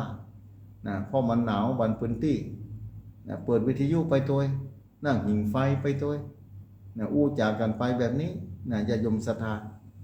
บางคนอาจจะอมเมียงกว่าใครรับกว่าจะฟังประจบพระอาจารย์อมเมียงได้ก่อนนี่วันนั้นโยมถามอมเมียงได้ก่อนเนี่ยเดี๋ยวจะเอาอะไรกันนะบอกประกาศข่าวสารงานบุญก่อนนะศรัทธาอมเมียงได้ก่อนท่านอาจารย์นี่ได้นะกะบอกอมไปให้เป็นอย่างแล้วแต่ตัวเก่าเด้อบอกว่าอันนี้เป็นถามมานะญาติโยมศรัทธาเป็นถามมาฉะนั้นเดี๋ยวประกาศข่าวสารงานบุญเนาะเดี๋ยวจะได้เข้ารายการผู้จากภาษาธรรมตอนนี้ท่านพระครูทั้งสองก็อยู่ในห้องทรงเป็นที่เรียบร้อยประกาศข่าวสารงานบุญก่อนนี่ นี่ข่าวสารงานบุญในศรัทธาสาธุชนท่านผู้ฟังวันพุธในวันนี้ที่จริงหัววัดก็เข้าแล้วที่วัดตะลุกวังป่าซอยนะวัดตะลุกวังป่าซอยตำบลสมเตี้ยอำเภอจำตองจังหวัดเชียงใหม่จะมีการฉลองพระอุโบสถอุโบสถนี่มีความจำเป็นสำคัญในพระพุทธศาสนาอย่างยิ่งศรัทธาสาธุชนทั้งผู้ฟังมีความจำเป็นเพราะฉะนั้นวังป่าซ้อยวัดตะลุวังป่าซ้อยหมู่ที่4ตำบลสมแก้วอำเภอจำตองอยู่หิมน้ำปิงเนี่ยวังป่าซ้อยสมัยก่อนป่าซ้อยถ้าฉันนักแก่เป็นถึงวังป่าซ้อยนะเปิ้นจะมีการตัดใบฝังลูกนิมิตเป็นเครื่องหมายฝังลูกเป็นเครื่องหมายศรัทธาเครื่องหมายที่ว่าทำกิจกรรมคือว่าสังฆกรรมของพระสงฆ์จะเกิดขึ้นได้ต้องอาศัยอุโบสถอุโบสถนี่มีความจำเป็นต่อการเคลื่อนไปของพระพุทธศาสนาอายุของพระพุทธศาสนาอยู่จุดนี้เหมือนกันนั่นก็คือ อุโบสถเพราะฉะนั้นพอได้ร่วมบุญไปปิดลูกนิมิตก็ได้อธิษฐานเอาคนเดียวนะได้กำจูพระพุทธศาสนาด้วยกันก็ถือว่าได้สืบทอดพระพุทธศาสนาศ ร้างความมั่นคงให้แก่พระพุทธศาสนาถึงลูกเต้าหลานเหลนไปตหน้าสถานอันนี้ที่วัดต้านลูกวังป่าซอยในวันพุธนี้เพิ่นจะมีงานฝังลูกนิมิตธรรมาก็จะไปวันพุธนี่แหละนะก่อนแม่บุญโทรมาแม่บุญโซเตียโทรมาว่าวันพุธก่อนธรรมาจะไปแต่เจ้าเพิ่นโทรมาทางสถานีวิทยุเนาะนะหัววัดก็เข้าวันนี้วันพุธโดยนะอันนี้แล้วก็ที่ปัตตังเจริญด้วยเนาะปัตตังเจริญนี่ก็มีงานสวดอิติปิโสประเพณีเนาะเจริญพุทธมนต์สืบจตาเนี่ยมีพิธีสงฆ์เจริญพุทธมนต์สืบจตานะวัดปัตตังเจริญเนี่ยวัดของท่านอาจารย์ธรรมประกวมพิวัฒนวิกรมนะเจ้าว่าปัตตังเจริญรองเจ้าคณะอำเภอดอยลอได้เป็นผู้อำนวยการสถานีวิทยุคลื่น4เขาพุทธเจ้าประชานี้มายาวนานทำให้ศรัทธาได้ฟังธรรมะธรรมโมนะฟังศีลฟังธรรมได้รับความเอื้อเฟื้อความเมตตาอันประหารประมาณบ่ได้ในการจัดสรรเวลาในการดูแลควบคุมเครื่องเสียงเทคโนโลยีสถานีต่างๆคือออกอากาศได้ทั้งเป็นหัวหน้าควบคุมและขับเคลื่อนในการออกอากาศจะยมศรัทธาถ้าบานแล้วศรัทธาก็จะไม่มีโอกาสแต่ก่อนนี้ต้องลุกต้องต่อสู้อุปสรรคนักนะกว่าจะมาถึงตอนนี้ได้ล้มลุกคลุกคลานกันมาตลอดนะในการออกอากาศในการกระจายเสียงคือครูบาอาจารย์แต่ละองค์แต่ละท่านแต่ละตนออกมาอุจาตังสถานีวิทยุแต่ตอนนี้เทคโนโลยีเจริญขึ้นมา เมื่อเจริญขึ้นมาก็ดีมีโอกาสนะเพราะฉะนั้นวันที่11ได้มาร่วมบุญสุจตากับท่านนะวันที่11ธันวาคม2568นะญาติโยมศรัทธาและวันหนึ่งที่ไม่แกมคนนั้นนี่ได้ครับตอนเย็นตอนแรงแต่กี้ใบนิมนต์นะใบดีการราธนาหูข่าวว่าท่านพระครูมูลคนวิสิทธิ์เจ้าคณะอำเภอแม่แจ่มวัดบุพารามตำบลช่างเครื่องนะญาติโยมศรัทธาที่อำเภอแม่แจ่มท่านจะร้องสมณศักดิ์นะเจ้าคณะอำเภอจันเอกพระครูมงคลวิสิทธิ์แล้วจะร้องการก่อสร้างวัดบุพารามที่หลวงพ่อท่านเจ้าอยู่นะครบ100 ปีโอ้ศรัทธา100 ปีแล้วเนอะคณะศรัทธาแม่แจ่มนะ100 ปีแล้วนะวัดบุพารามนะอำเภอแม่แจ่มนะหลวงพ่อท่านพระครูมงคลวิสิทธิ์จะสืบชะตาอายุวัฒนมงคลตัวสืบชะตาวัดตัวนะเพราะมาได้100 ปีแล้วนะพร้อมก็จะร้องสมณศักดิ์ท่านเจ้าคณะอำเภอจันเอกพระครูมงคลวิสิทธิ์เจ้าคณะอำเภอแม่แจ่มเจ้าวัดบุพารามเพราะฉะนั้นขอเจริญพรเรียนเจริญเนอะไปร่วมทำบุญกันเป็นเจ้าภาพน้ำป้องนะแล้วก็ลงทานตัวกาอย่างใดไปทำหลวงพ่อท่านเจ้าเพื่อนเนอะนะไปร่วมบุญกับท่าน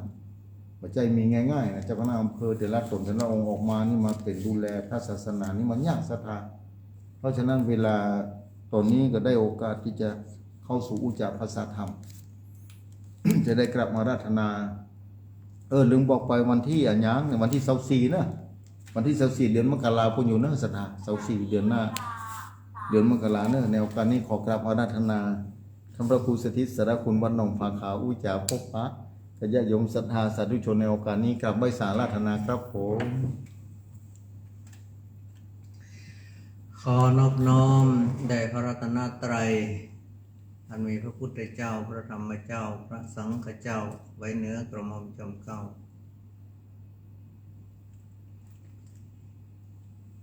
ขอกราบไหว้สายังครูบาอาจารย์พระสงฆ์องค์สังฆเจ้าที่ฟังรายการนี้อยู่ที่วัดที่วาทุกรูปทุกตนทุกองค์ทุกความเคารพนับถือเป็นอย่างสูงยิ่งขอแสดงความนับถือมายังท่านพระอาจารย์ณชัยชัยยานันโทพร้อมกับด้วยท่านพระครูกริยานประโมทที่อยู่ห้องส่งห้องกันและจะได้ออกรายการในห้องกันในค่ำคืนนี้ครับผมขอความผาสุกความเย็นและความเจริญในธรรมจงได้บังเกิดมีกมลบรรดาศรัทธาท่านสาธุชนพ่อแม่เฒ่าแก่พี่ป้าน้าอาลูกตาหล่อล้านทุกผู้ทุกคนทุกอย่าน้อยใจยิ่งที่เปิดเครื่องวิทยุรับฟังรายการตลอดจนถึงฟังทาง Facebook Live ที่ได้รับชมรับฟังไป ซึ่งรายการที่จบไปก็คือรายการธรรมะจะยอดดอยจัดโดยท่านพระอาจารย์วรรณชัยชัยยานันโทวัดพุทธศิกรีอำเภอจำตองจังหวัดเชียงใหม่และตั้งแต่3 ทุ่มนี้เป็นต้นไปก็จะเป็นรายการสนทนาธรรมอุจจาภาษาธรรมกันโดยก้าวพระโกมัตตมาภาพพระครูสติสารคุณวัดหนองผาขาวตำบลน้ำดิบอำเภอปากสังจังหวัดลำพูนท่านพระครูกัลยาณประโมทและก็ท่านพระอาจารย์วรรณชัยชัยยานันโทแห่งรอบหนึ่งตั้งแต่เวลา3 ทุ่มจนถึง4 ทุ่มโดยประมาณซึ่งในค่ำคืนนี้เป็นก็คืนวันติดเป็นประจำทุกค่ำคืนวันติดเนาะ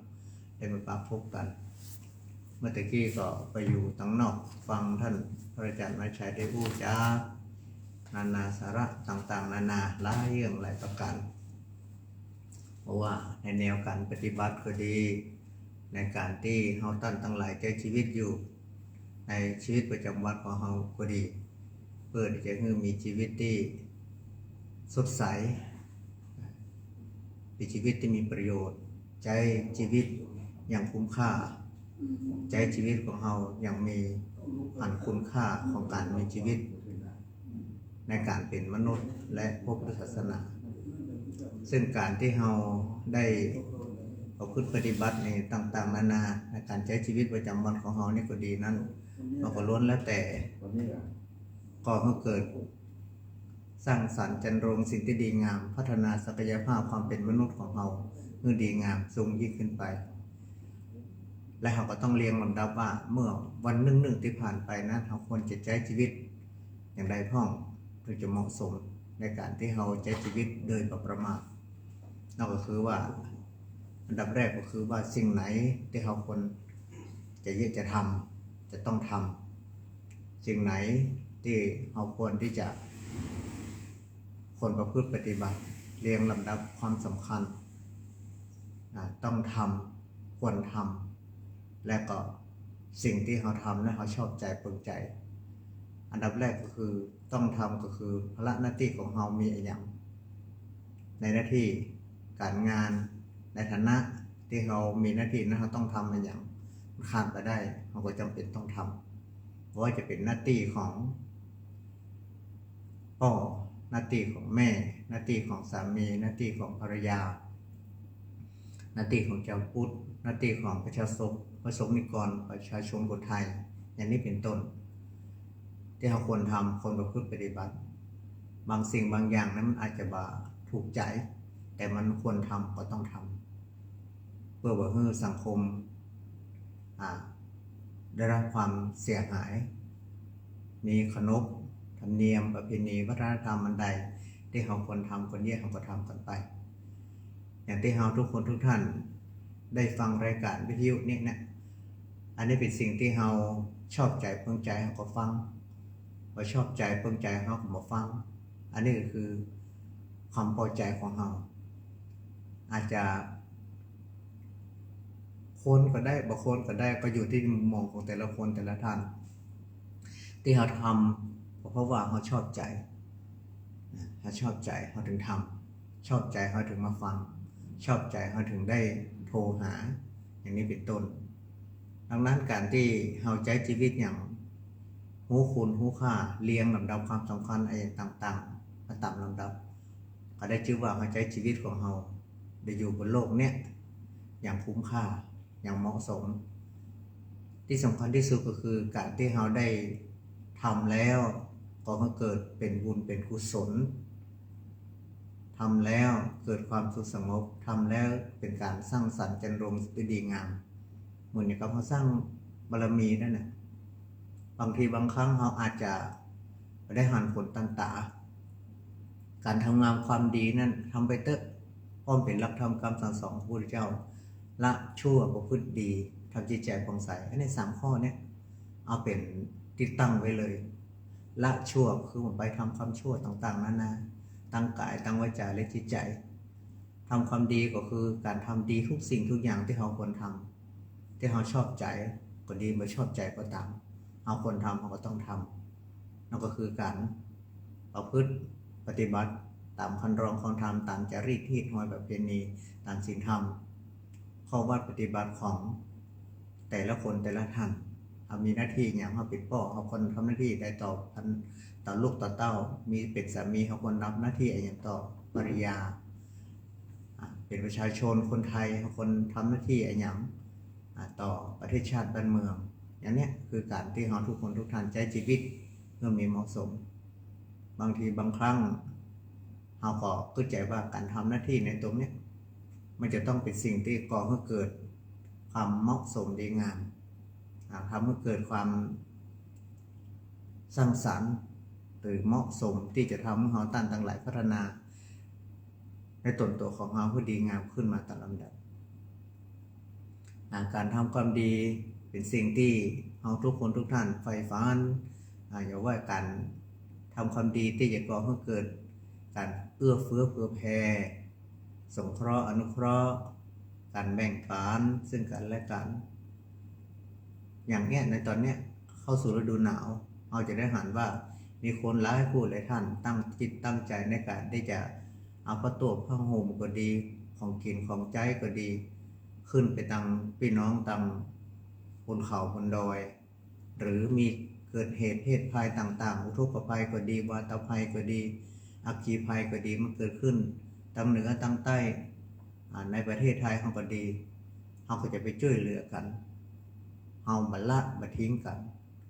อันนี้ก็ถือเป็นว่าเราทำหน้าที่ของเราที่เหมาะสมดีงาม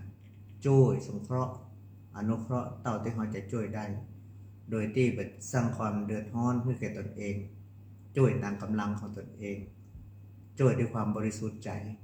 ใครจะหันก็ตามใครบ่หันก็ตามใครจะยินดีก็ทำใครยินดีก็ตาม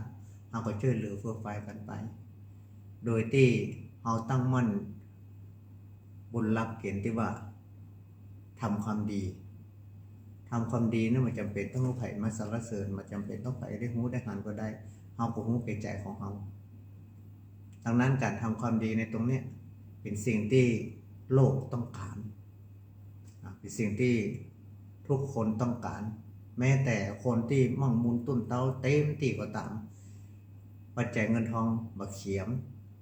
มีเต็มที่แต่ก็ยังต้องการที่คนเอาอกเอาใจต้องการจะให้คนสรรเสริญยกย่องมีลาภแล้วก็ต้องมีการรับการสรรเสริญยกย่องต้องได้รับการยอมรับสังคมต่างๆนานาสิ่งเหล่านี้มันเป็นสิ่งที่เราทุกคนทุกท่านมีความตั้งใจที่อยากเกิดมีในโลกนี้เพราะเรายังอยู่ในโลกนี้อยู่โลกธรรม8ยังต้องการ4อย่างและไม่ต้องการ4อย่างมีลาภมียศมีสรรเสริญและก็มีความสุขอันนี้เป็นฝ่ายที่เราต้องการลาภสักการะยศตำแหน่งหน้าที่กิจการงานในสังคมมีหน้ามีตาในสังคมยอมรับสรรเสริญคือความสรรเสริญยกย่องในการทำคุณงามความดีถึงแม้เราต้องการก็ตามเราไม่ต้องการก็ตามมีคนสรรเสริญเราก็ยังอิ่มอกอิ่มใจอันนี้คือยังอยู่ในโลกอยู่มีความสุขอยู่แม้แต่คนบางคนเนี่ยเป็นกำอู้กำจูกำหลอกก็ยังเต็มใจมีความสุขอย่างเพลงที่บนว่าเนาะถึงเขาหลอกแต่เต็มใจให้หลอกว่าเฮางามอย่างอันเฮาดีอย่างเฮามีความดีงามต่างๆนานาอย่างบางทีบางครั้งก็เกินเลยชมเกินเลยเอาก็ยังปิติอยู่บางคนจะเป็นลักษณะแบบนั้นอันนี้ก็คือต้องการยอมรับการสรรเสริญยกย่องเรามันต้องการคำนินทาซึ่งเป็นตรงกันข้ามและก็มีความสุขจะเยี่ยอย่างจะทำอย่างก็ตามผลที่สุดก็คือความสุขนี่แหละเราต้องการความสุขที่ได้เยี่ยสุขที่ได้ทำสุขที่เราได้เอาพึ่งปฏิบัติอาจจะสุขทั้งกายก็ได้สุขทั้งใจก็ได้สุขทั้งกายก็คือการได้ไปพักผ่อนหย่อนกายพักผ่อนหย่อนใจไปสถานที่ท่องเที่ยวต่างๆที่เราไม่เคยหูไม่เคยหันแต่หันเป็นไปเราก็อยากจะไปเที่ยวเพิ่นแล้วผมดูแล้วมันสวยงามสวยสดงดงามเราก็อยากจะไปหูไปหันอย่างบนเขาบนดอยน้ำตก บางคนก็เข้าในหัวในเวียงได้ไปหูไปหันความเจริญแสงสีเสียงอะไรอย่างต่างๆนานาเข้าในป่าในดงสิงสารสัตว์ต้นไม้ใบหญ้าบรรยากาศอากาศต่างๆที่มันสดชื่นมีน้ำตกมีนกมีหนูฮ้องสนั่นพันปื้นกันอย่างนี้เป็นต้นในสวนสัตว์ก็ดีเราได้หันสิงสารสัตว์ต่างๆชนิดนั้นชนิดนี้ที่มันอยู่ถึงแม้ว่ามันจะอยู่ในที่จำกัดก็ตามเขาก็อยากรู้ว่าอันนี้คือสัตว์นั้นสัตว์นี้แม้แต่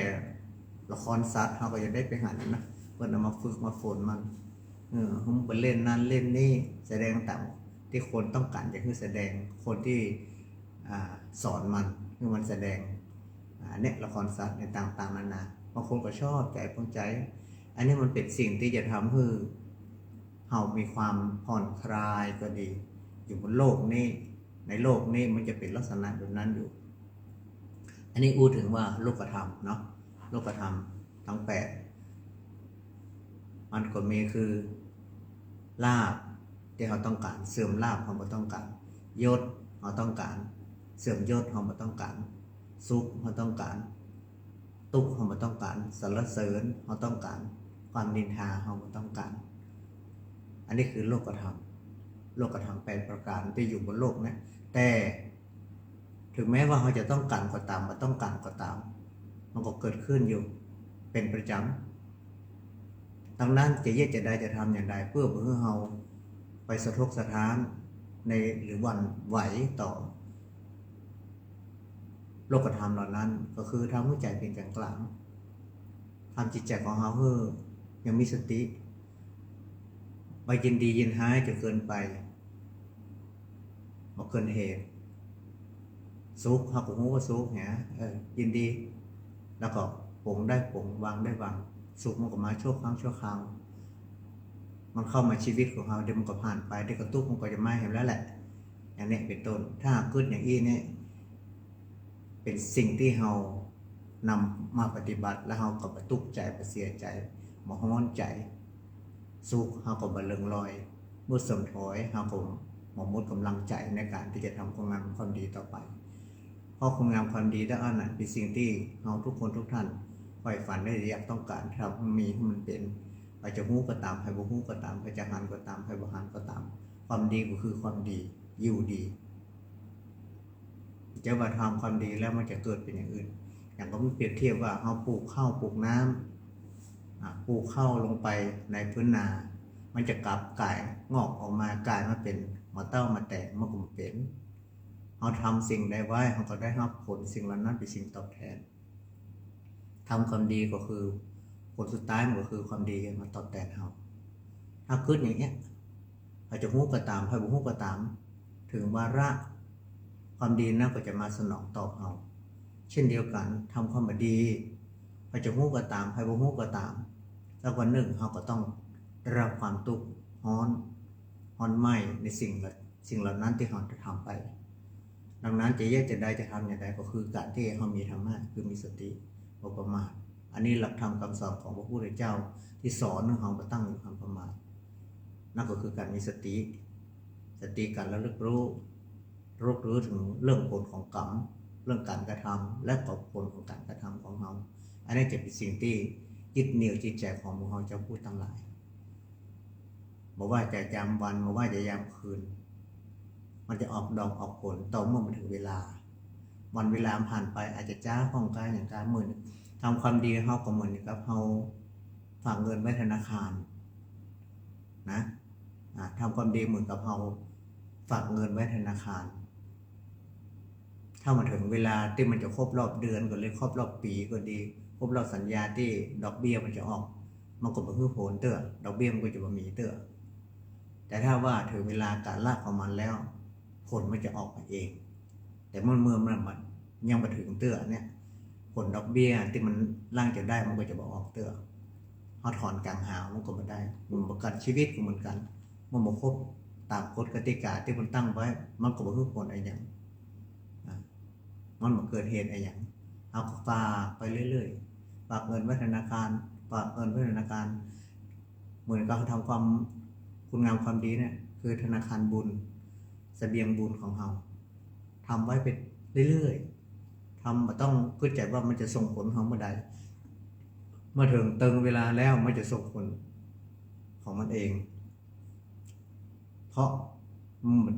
ทุกสิ่งทุกอย่างมีเหตุมีผลเขาสร้างเหตุจะได้ผลมันก็จะตอบสนองเขาอีกอันเราต้องคิดเป็นอย่างนี้ลักษณะแบบนี้แล้วเขาก็จะมาเสียใจ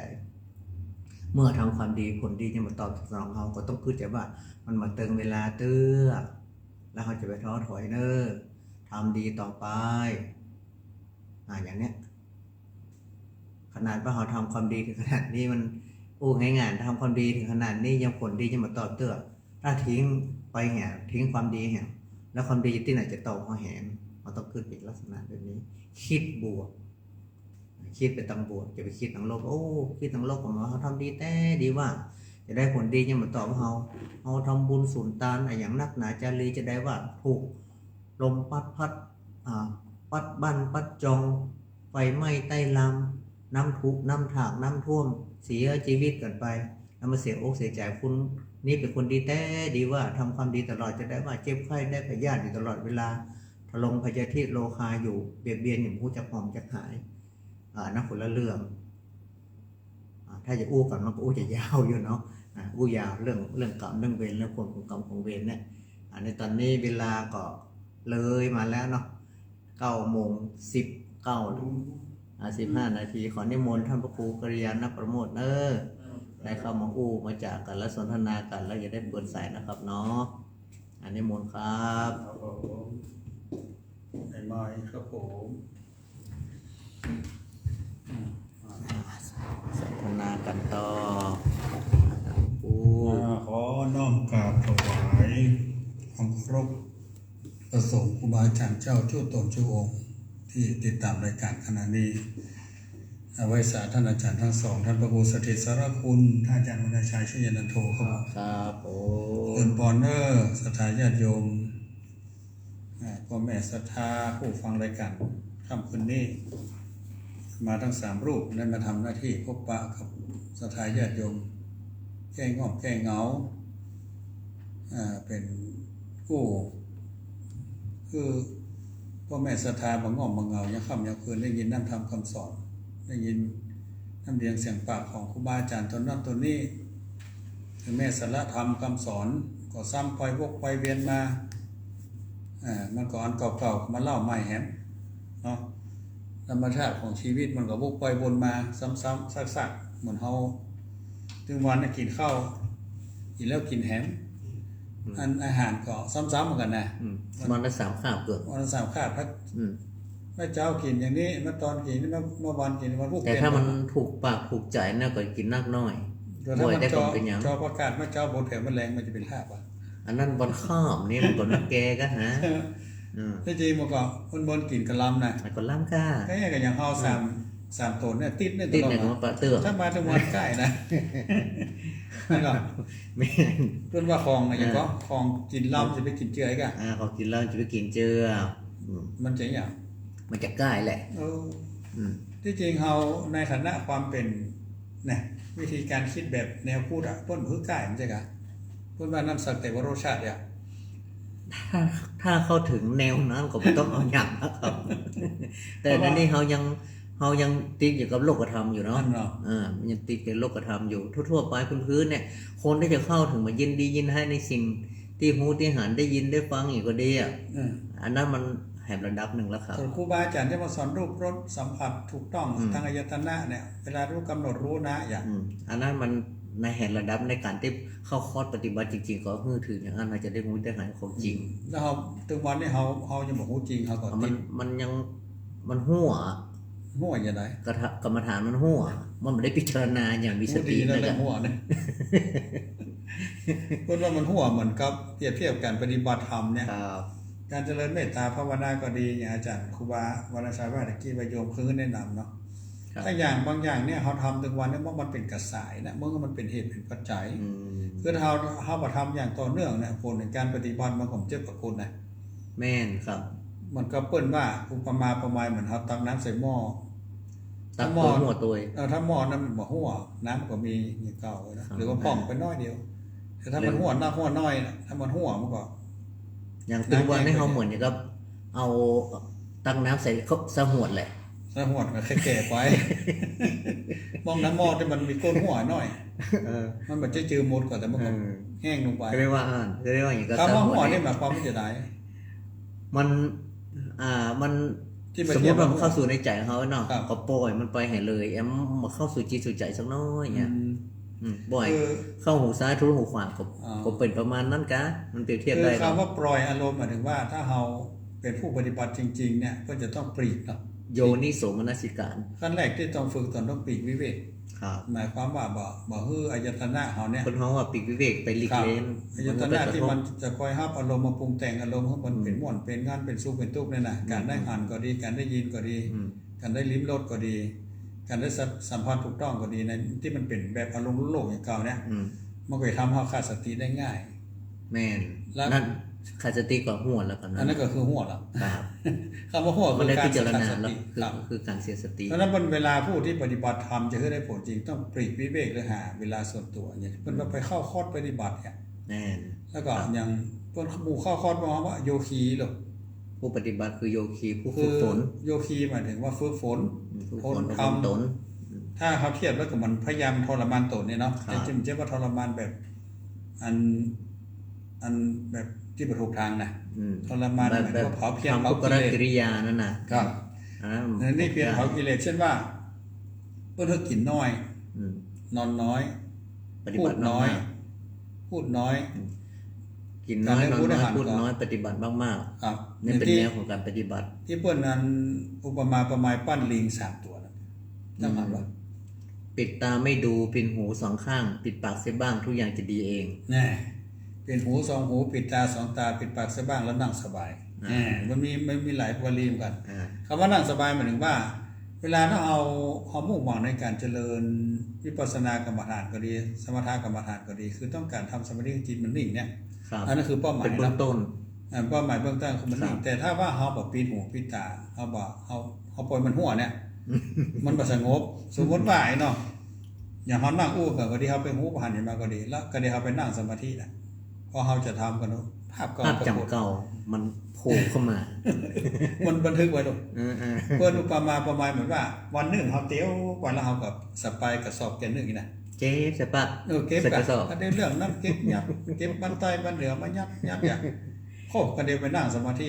เอาล่ะจบออกมาเป็นอย่างเป็นอย่าง เจ๊กระสอบแหลก ในใต้ในโถงนี่มีอย่างข้องที่กลัวมาแต่เจ้า สภาวะจิตอันเนี้ยเพราะว่าอารมณ์มันห่วงเพราะนั้นเพื่อจะงดการแบบไปเก็บอารมณ์ใส่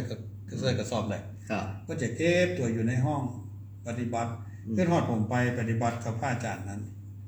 พระครูวิพาทวรคุณน่ะเจ้าคณะตำบลที่หลวง เกี่ยวกับพระจำตอง ก็จะเป็นคนที่เก็บอารมณ์ดีมากอยู่กันในห้องอาจารย์ ตามปกติพวกก็เก็บอารมณ์นั่นแหละ อันได้ไปปฏิบัติอันไปก่อนเถอะเนอร์เอาไปห้องนะเอาก่อนเนอร์ที่จะตัวไปเนี่ยแล้วก็ถ้าอาจารย์เข้าไปนึงอยู่ในกุฏิหรอกก็เติมไปนั้นมืดทึกจ้ะเนี่ยอดได้นะอยู่นะ45 วันเพิ่นอดเก็บอารมณ์เพิ่นเฮาเก็บห้องบ่เก็บห้องแต่ก็บ่ได้ไปอู้ไผ การที่ว่าเก็บอารมณ์ได้นักได้น้อยบางทีเข้าคอดเหมือนเดียวกัน อาจจะได้ผลเท่ากัน ครับ เหมือนกับนักเรียนที่อยู่ในห้องเรียนนั่นแหละครูสอนคนเดียวกันชั่วโมงเดียวกัน เวลาเท่าเดียวกันถึงเวลาสอบไม่ได้เท่ากัน เพราะว่าฟังบ่เท่ากันสนใจบ่เท่า ความตั้งใจคือการตั้งสติฟัง การไปปฏิบัติธรรมเหมือนกันอย่างเขาไปเป็นกลุ่มเป็นหมู่เนี่ยบอกว่าทุกเจ้าบอกว่าญาติว่าโยมมันความตั้งใจมันเท่ากันพ่องก็ไปทำแต่พ่องบ่ได้พ่องก็ไปกวนหมู่นะ มีก่อนด้านหลวงปู่ว่าเนาะ ที่ถ้าหากว่าถ้าเนาะไปตามที่ได้หูได้หารมาเนี่ยถ้าไปเป็นแบบนักศึกษาที่ของมหาลัยสงฆ์ก็ดีเนาะ มันบังคับกันไปเนาะ มันมาเต็มร้อยครับ เต็มร้อยมันจะ มาเต็มร้อย แต่ถ้าว่าเขาเข้าข้อจริงๆเนี่ยมันทุกสิ่งทุกอย่างสิ่งแวดล้อมทำให้เราเปลี่ยนได้นะ เขาสมัครใจไปลูก เขาสมัครใจไปหนึ่งแล้วก็คนที่ไปตรงนั้นนี่ก็ล้วนแล้วแต่มีความตั้งใจเต็มที่ก็ทำให้สิ่งแวดล้อมหรือว่าสิ่งรอบข้างเขาพ้นท้องว่าอย่างนะ สัพพยะ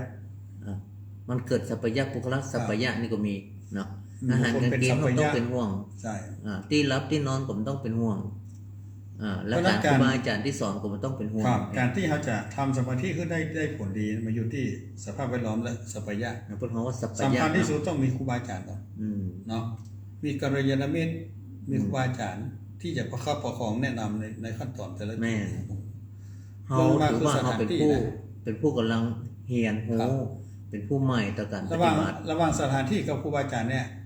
อาจารย์ครูบาอาจารย์สำคัญ เป็นดับหนึ่งเลยผมว่านะในความคิดผมนะ อืม ครูบาอาจารย์เป็นดับหนึ่งเพราะเป็นผู้ที่จะแก้ไขเขา แม่ แล้วก็ต่อยอดให้ ที่อยู่ เขา ที่กินอาจจะผสมบูรณ์เท่าที่ แม่ หวังได้ อืม การอยู่การกินที่อยู่ที่รับที่นอนลำบากแต่ พู ว่า ดง่าย ครูบจร ๆพอที่เปิ้นเข้าปริวัติที่วัดม่อนฤาษีเนาะ ครับ บางทีฝนตกฟ้าย้อยอู้เป็นดูสังเวช ไม่ใช่ม่วนนะ จะม่วนแต่ที่นั่งขยอที่เปิ้นปู่เฟืองอ่ะ ครับ นั่งย่องๆกันเนี่ยยืนก็มีอ่ะมันเป็นไอ้อย่างที่ ถ้าจะว่าเปรียบเทียบกับว่าทุกขกิริยามาถึงขนาดนั้นเด้ออันนี้ คือการนั่นเพิ่นยอมตรวจเราเพราะว่าการเข้าปฏิบัติหมายถึงการยอม ตั้ง ต ใจ น มา เพื่อไปชำระศีลเพื่อนั้นมันยอมรับ คัด ดีนะ เกล่าวตัวคัดเกล่าวกายไว้ ใน ใจ ช่วงนั้นเหมือนกับนักโทษนะ อืม นักโทษที่ถูกจองจำหรือว่าถูกยึดกำ เอา จัด หมดต้องมันนักโทษมันดูรุนแรง นั้นนักโทษทางความรู้สึก แต่ก็ได้กินดีอยู่ เรื่องการกินนี่ปุ้มเป็นห่วงละ ครับ ก็มีสถาญาติโยม แล้วเล่นของพวกมากรณีบางวัดที่ศรัทธาญาติโยมว่าอย่ามาซอดทุกเจ้าเนี่ยไปอยู่ไปจำไม่นะผมเลยแนะนำว่าบางทีก็ต้องพอเรื่องสัพพยะเนาะเพราะว่าบางทีเขากึดความสะดวกของโยมแต่บ่กึดความสะดวกทุกเจ้า ขึ้นมาถึง แม่นเพิ่นบ่ได้กึ ว่า ด ค ส น มม ต้อ ติ ง ว่า การอย่างใดอย่างใด สมมติว่าสถาบันนี่เพิ่งจ่ายให้แปลงวัดเนี่ยแล้วก็เลือกแปลงกันเองโดยที่บ่ได้แนะนำบ่ได้ถามทุกเจ้าก่อนว่าแปลงที่ไหนจะได้ อืม เอาเนี่ยมันใกล้มันกลางบ้านดีสะดวก สบาย ไปมาสะดวกใกล้กัด อืม ใกล้ลีอยู่กลางชุมชนคนเฒ่าคนแก่ไปมาง่าย อืม เนี่ยเอาความสะดวกว่าคิดว่าสถานที่นั้นเป็นที่ทำบุญสะดวกในการทำบุญอย่างเดี ข ย อ ว งตนเอง ครับ ของสถาญาติโยม แต่บ่ได้มองได้เกิดว่าเอาแล้วทุกเจ้าก็อยู่หม่อนเกาะ อืม ถ้าเขากินตามธรรมดานี่ไปแล้วปีกมันธรรมดาแล้วเนาะมันจะบ่อนข้ามก็มีอ่ะแค่วันเดี แต่ ยว ทุกเจ้าต้องอยู่บนข้าวบนหู ค่อนข้ามคืนหู้ ตลอดชีวิต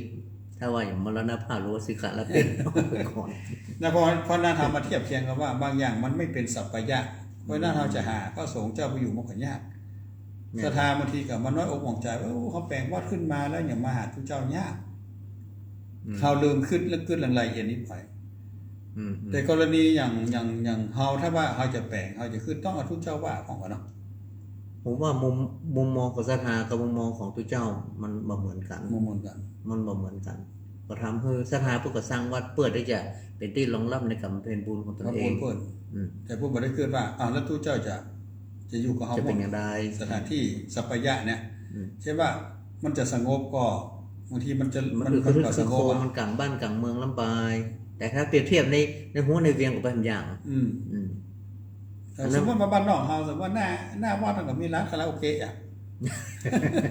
ข้างวัดก็เป็นทั้งนั้นก็เป็นห้องเฮียนละอ่อนเด็ดเมื่อวาน เศร้า เนาะ ไงน่ะ อืม เมื่อคืนก็ถึงทั้งนี่ ทั้งนั้ นะ นก็เป็นการมันอยากเราถามว่ามันอยู่มันอาจจะได้อยู่ดีกินดีได้บำรุงด้วยข้าวน้ำปัจจัยดีแท้แต่ว่า ถ้าหากอย่างทุกเจ้าที่มันใครอยู่ปฏิบัติใครอยู่สงบก็อยู่ไปอยู่วะ อืม เนาะ อันนี้ก็น่าคิดนะ น่าคิดนะเพราะนั้น น่าคิด การ น่าคิด คือการสร้างการทำอย่างเนี้ยคณะสัตยาญาติโยมบางทีก็ต้องฟังหรือว่าปรึกษาหารือกับพระสงฆ์องค์สังฆเจ้าก่อนว่านี่เพิ่งควรก่อนเพราะว่าเปิ้นเป็นคนอยู่ลูก อืม ปลูกเรือนตามเจ้าผู้อยู่อย่าง อืม เนี่ยอย่างที่เขาไปแปลงเฮือนงามแต่แล้วมันบ่ม่วนน่ะสมมติว่าครูบาเขาอยู่เฮือนปูนเนี่ยไปแปลงเฮือนไม้เฮาเนี่ย อืม เนาะไปแปลงกุฏิไม้ฮ้อนทำบ่ม่วนเนี่ยเขาอยู่กุฏิปูนมันก็บ่ค่อยอยู่แล้วหรอกมันจะว่าสนองกิเลสนะแต่ว่าจริตกะสัพพยะสัพพยะมันก็ฮือเนาะเลี่ยงมันนั้น เนี่ยที่ข้างเราอยู่ได้ เพราะบางอย่างมันอำนวยก่อนว่าแล้วอย่างครูบาอาจารย์ว่าถ้ามันถูกกับธาตุขันธ์นี่อ่ะถ้าใส่ปฏิบัติน่ะเช่นว่าอาหารอย่างนี้เนี่ยว่าชายเพิ่นว่าที่อาหารแสลงกินเข้ามันเป็นตุ๊กเป็นโต้นอันนี้เพิ่นฮ้องว่ามันบ่ถูกกับธาตุขันธ์อาหารการกินบางคนมันจะบ่ถูกจริตเพิ่นใช่ว่าคนนี้แพ้อาหารนี้อย่างครูบาแพ้ทุเรียนเนี่ยค่ะ เต้บะ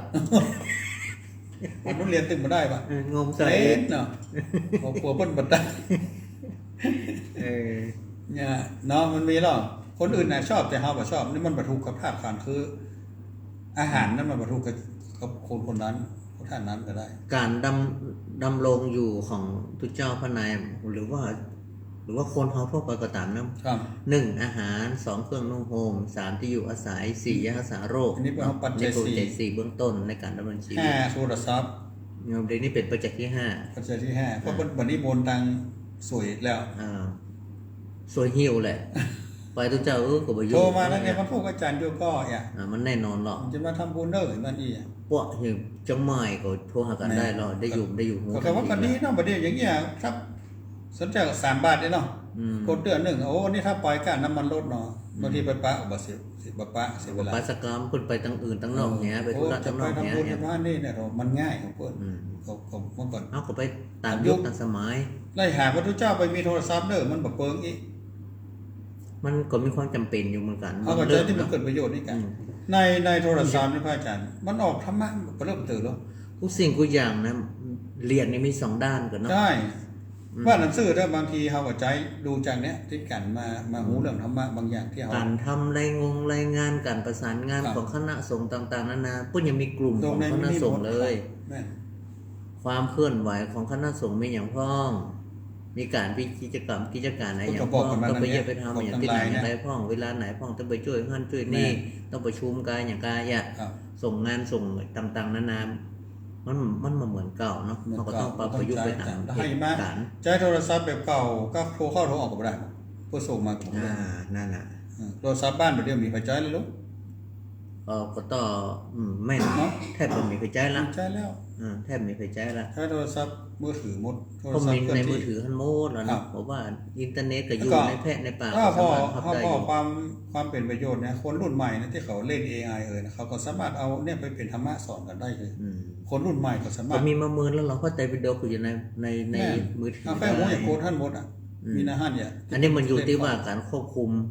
อย่างที่ว่านี่คือหันมาที่สติอ่ะ ใช่ผู้จัดใจประโยชน์ถ้าเกิดประโยชน์หรือว่าอย่างมันเป็นโทษ แม่น ทุกอย่างเหมือนเดียวกันอย่าเขากิ มัน นเป็น ยา ดาบ กั สังคม อย่าเขากินยามันก็ร้อนเพราะว่ากินมันกี่เม็ดถ้าเขากินเกินมันก็เป็นโทษ เขามันรวดเขากินหลายเม็ดมันตายสัก โทษแน่นะคุณก็มีโทษก็มีถ้าเอามากินตามขนาดที่มันถูกต้องขนาดของเพื่อน มีดกาอย่างอาวุธต่างๆว่าฉันถ้าจ้างใจก็เป็นคูณถ้าประจ้างใจก็เป็นโทษ เป็นโทษเนี่ย อันนี้คือใจสติใจปัญญาในการพิจาร พิจาร ณา ณาดังนั้นการใจชีวิตของเราเนี่ยเพิ่นต้องพิจารณา แล้วบางทีเขาจะมีข้อความว่าใช้วิจารณญาณในการเลือกชมเลือกดูเลือกคิดเป็นจะได้วิจารณญาณ ก็พิจารณาแล้วพิจารณาแหม ด้วยญาณความหูความหูญาณนี่คือปัญญาหรอก ปัญญาญาณ นะ พิจารณาด้วยปัญญาว่าควรหรือไม่ควรทำตามตีบางตีอย่างภาพบางภาพนี่มันก็ปิดหลอกเป็นมัวใส่ ต้น อย่าง มันเป็นภาพที่น่าร้ายแรงเงี้ยเนาะ มันรุนแรงกันเงี้ยเพื่อปิดหน้าปิดตาเนี่ย หรือว่าเบาๆไปเผย ก็มือเปิดเผยเจ้าไฮเทคเนาะไฮเทค ก็เข้าพ่อก็หูอยู่เนาะก็หูแต่เปิดสักเล็กน้อยนะ มัน ครับ น้อยสัก เนาะ คำในโมนคับเนอร์เดี๋ยวเขาจะเปิดสายแล้วครับเนาะ ได้เวลา เปิดสายได้เวลาแล้ว สนนาสเปเหระเนาะสัทธาญาติโยมเขามันปะกันมาเมินหัวอย่างมู่กันแล้วเหลือก็วนไปวนมาเนาะ นี่ก็แต่มันก็ยังม่วนอยู่น้องโคพัตเตอร์วันนี้สถานก็ค่อยหัวเบิร์นเนอร์เนี่ยคนใครเครียดนะคนเฒ่าคนแก่ที่มาฟังนะ แต่เปล่งเนาะ ตาเป่งแหละมันต้องกินเมี่ยงตาเป่งลึกอ่ะเอาเปิดสายเนอร์ตอนนี้ไปเอาจะเปิดสายกันแล้วโทรมาได้เนอร์052-010-084โทรกันเข้ามาเนาะอยู่ที่ไหนตั้งใดอู้เอ้ยกับมาได้เนอร์แม่ชื่อนั้นชื่อนี้อยู่ที่ไหนรายงานตัวมาเลยแล้วก็ถ้ามาพูดนิมนต์จดบันทึกเนอร์052-010-084มันจะจ้าไปสักนาทีหนึ่งโดยประมาณเนาะเดี๋ยวกว่าจะโทรเข้ามาแหมกรรมคงจะใช้เวลาสักน้อยหนึ่งในตอนนี้ใครจะโทรเข้ามาโทรมาได้เนอร์ตอนนี้ละกันหมดละก้ามาฟังกันละกันมันจะดีเลย์ไปประมาณนาทีนึงประมาณ1 นาทีนะเข้ามาแล้วการคำประมาณแม่อุ้ยอินใช่ไหม เจริญปอน ไปสู่แก้วเราจ้าอาจารย์เจ้าสันติสังคมเนอ เรือนบ้านสันต่อ แม่เรือนแสนต่อ เจ้า อยู่ดีมีสุขบุญรักษานะแม่เนอ จำได้ที่จำได้ แม่เรียงแสนต่อเพื่อวังเหนือลำปาง เหนือลำปา เจ้าง อยู่ดีมีสุขเนอ เห็นดีเนอ สาธุเจริญพร ธนาเนอ เจ้าข้าพเจ้าเจ้า โอ้ ลำปังบางเหนือฟังกันอ เอา ยู่ ใส่ต่อไปเข้ามาเลยเนอะสตาร์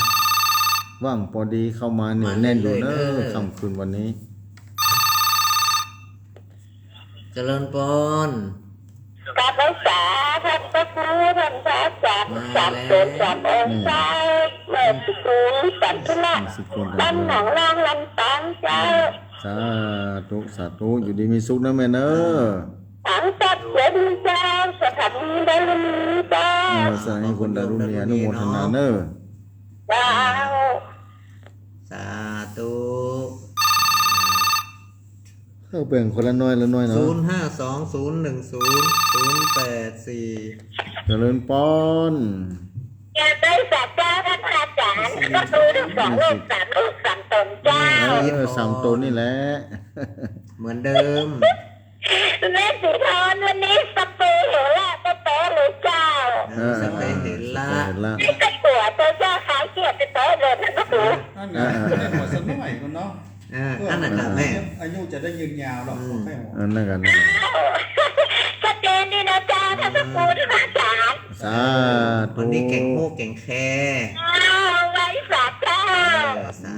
ธุเอาก็จีนมันจะแต้วกันอย่างมันลาดมันกินทั้งวันกินกูข้ามันก็ใกล้เหมือนกันนะ ลาดเป็นยาสอบพักนะ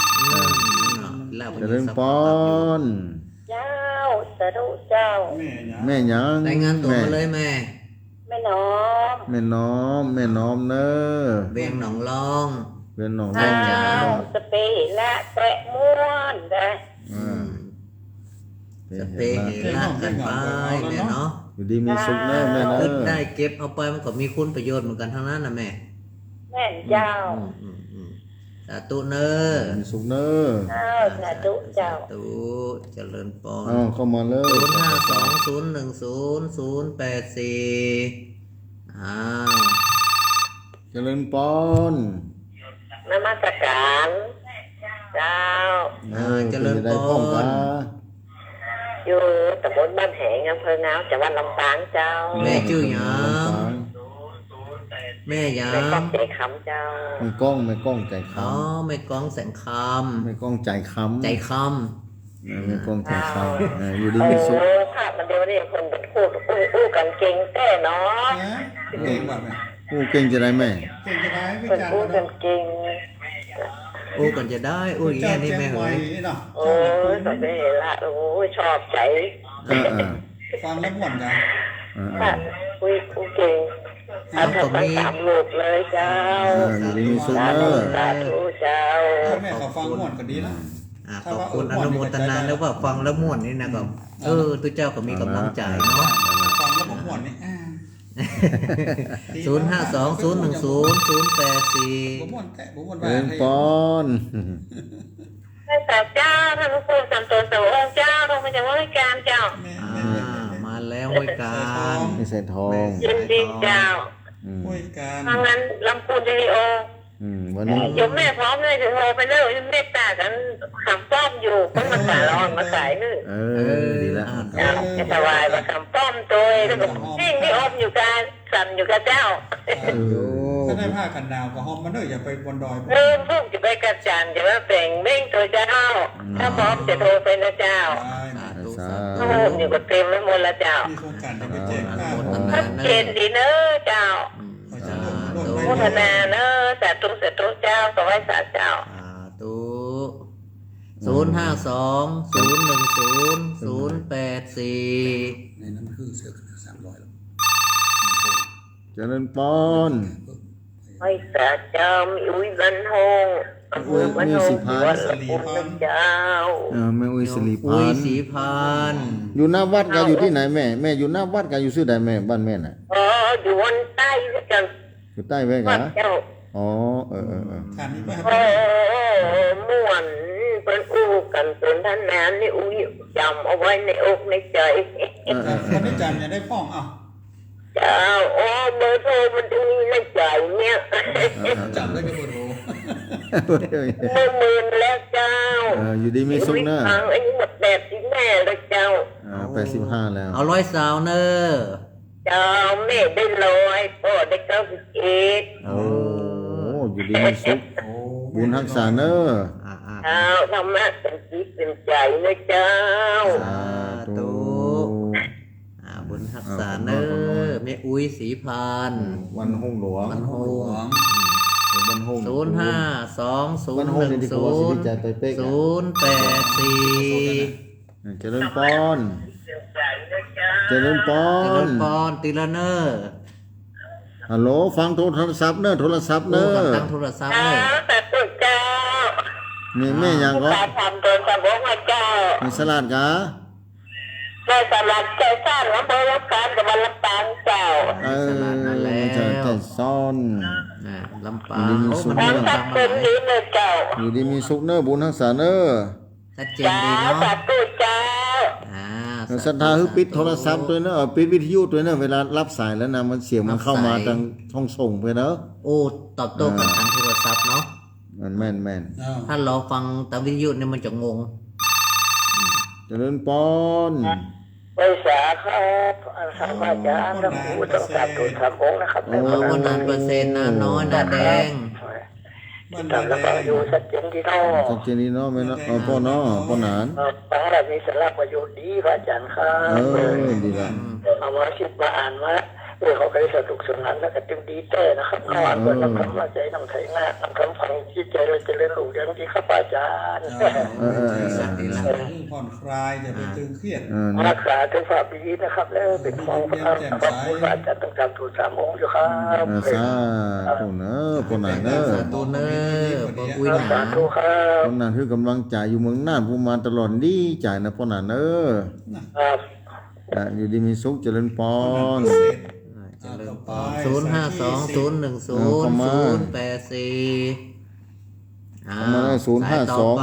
สายอยู่มาได้เรื่อยๆเนอะ ได้อยู่ปะเลอะไผ่บอกเลยพ่อมา เวลาแห่งมันเลอะอยู่ได้เป็น10 สาย แน่นอยู่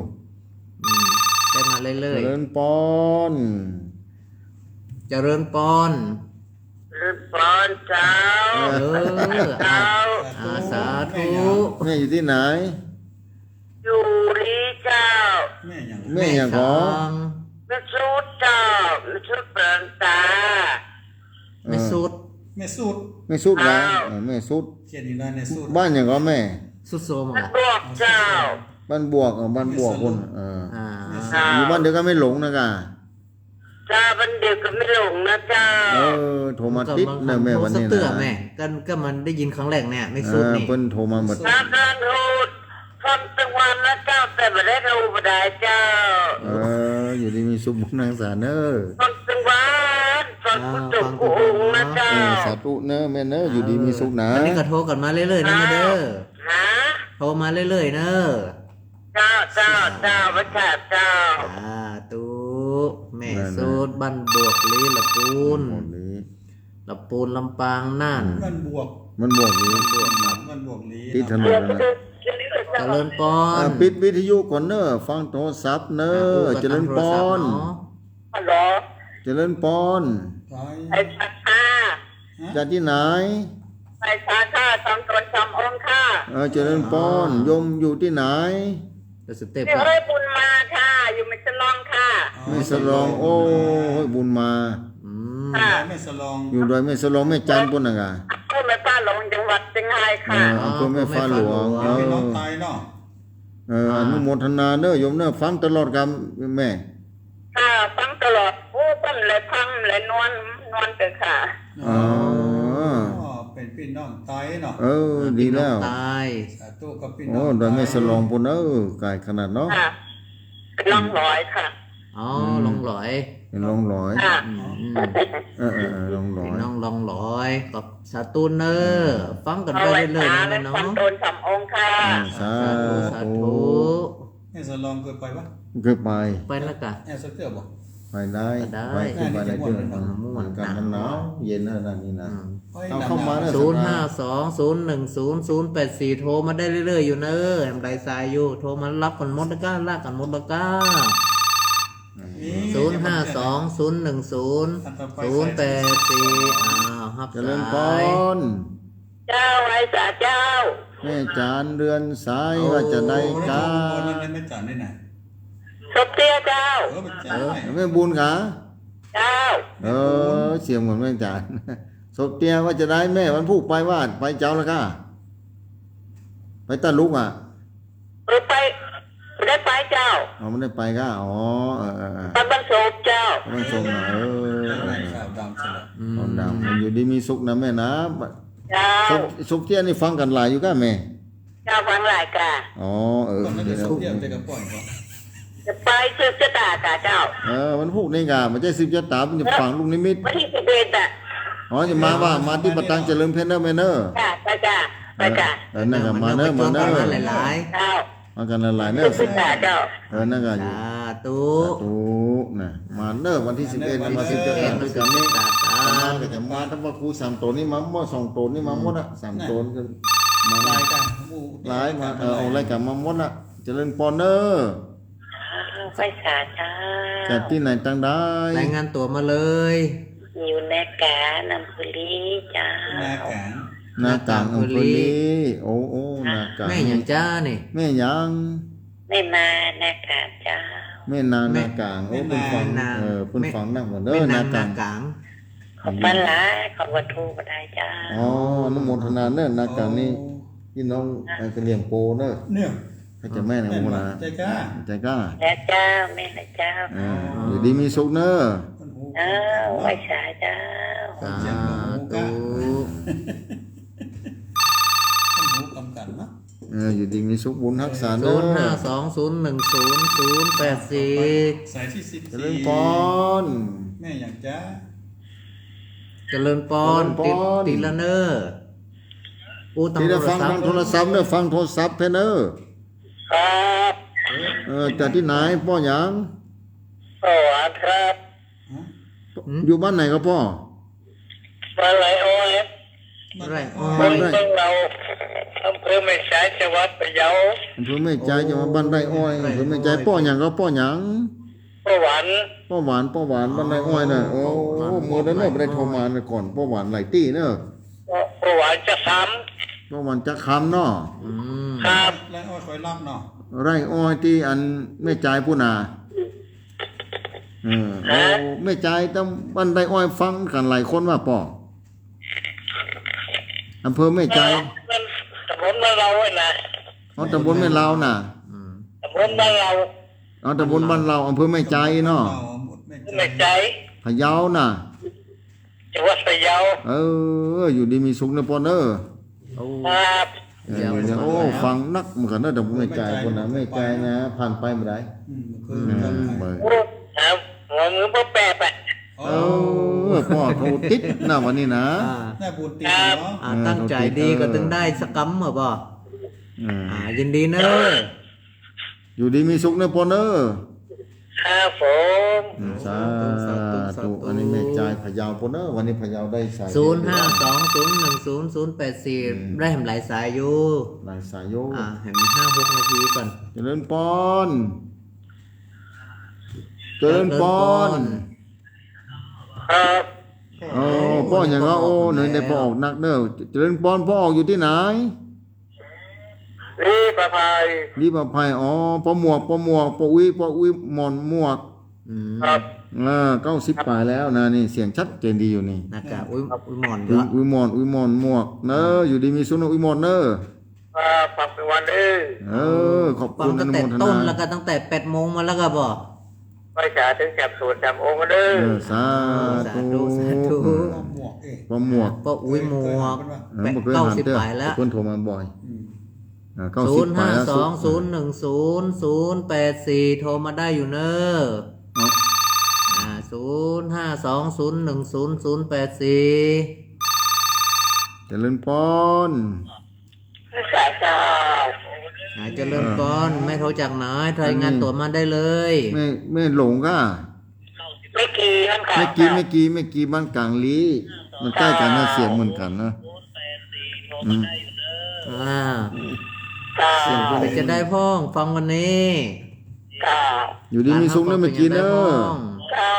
ไว้สาเจ้า นี่ก็80ปลายบ่ละ80ปลายแล้วนะโอ้ คน เหนียว ก แน่ ด นอยู่นะวิทยุฟังแล้วมันสะท้อนแล้วมันเลยอู้กันหมดเล แม่ ย นแม่น วิทยุให้ฟังโทร เจ ศัพท์ ริญ เฟซ พ บุ๊ก ร ไว้สาเจ้าท่านพระครูทั้งสามตนสามองค์เจ้าร ายงาน อัน ตัว นี้ มา แม่ ได้เลย ที่ไหน เจ้า แม่บัวลอย แม่บัวสุกก็ แม่ลอย เจ้า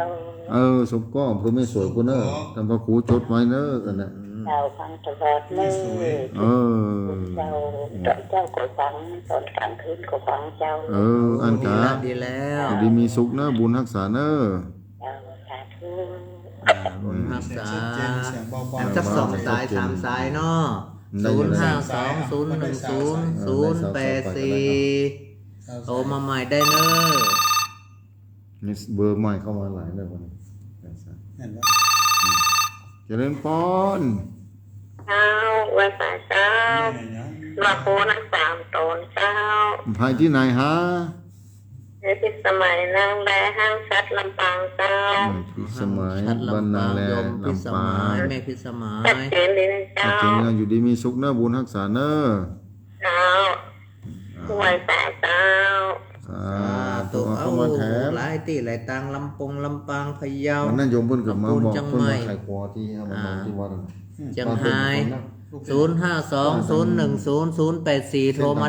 ได้เห็นอยู่เนอะนั่น2 สายได้อยู่2 สายได้อยู่เนอะ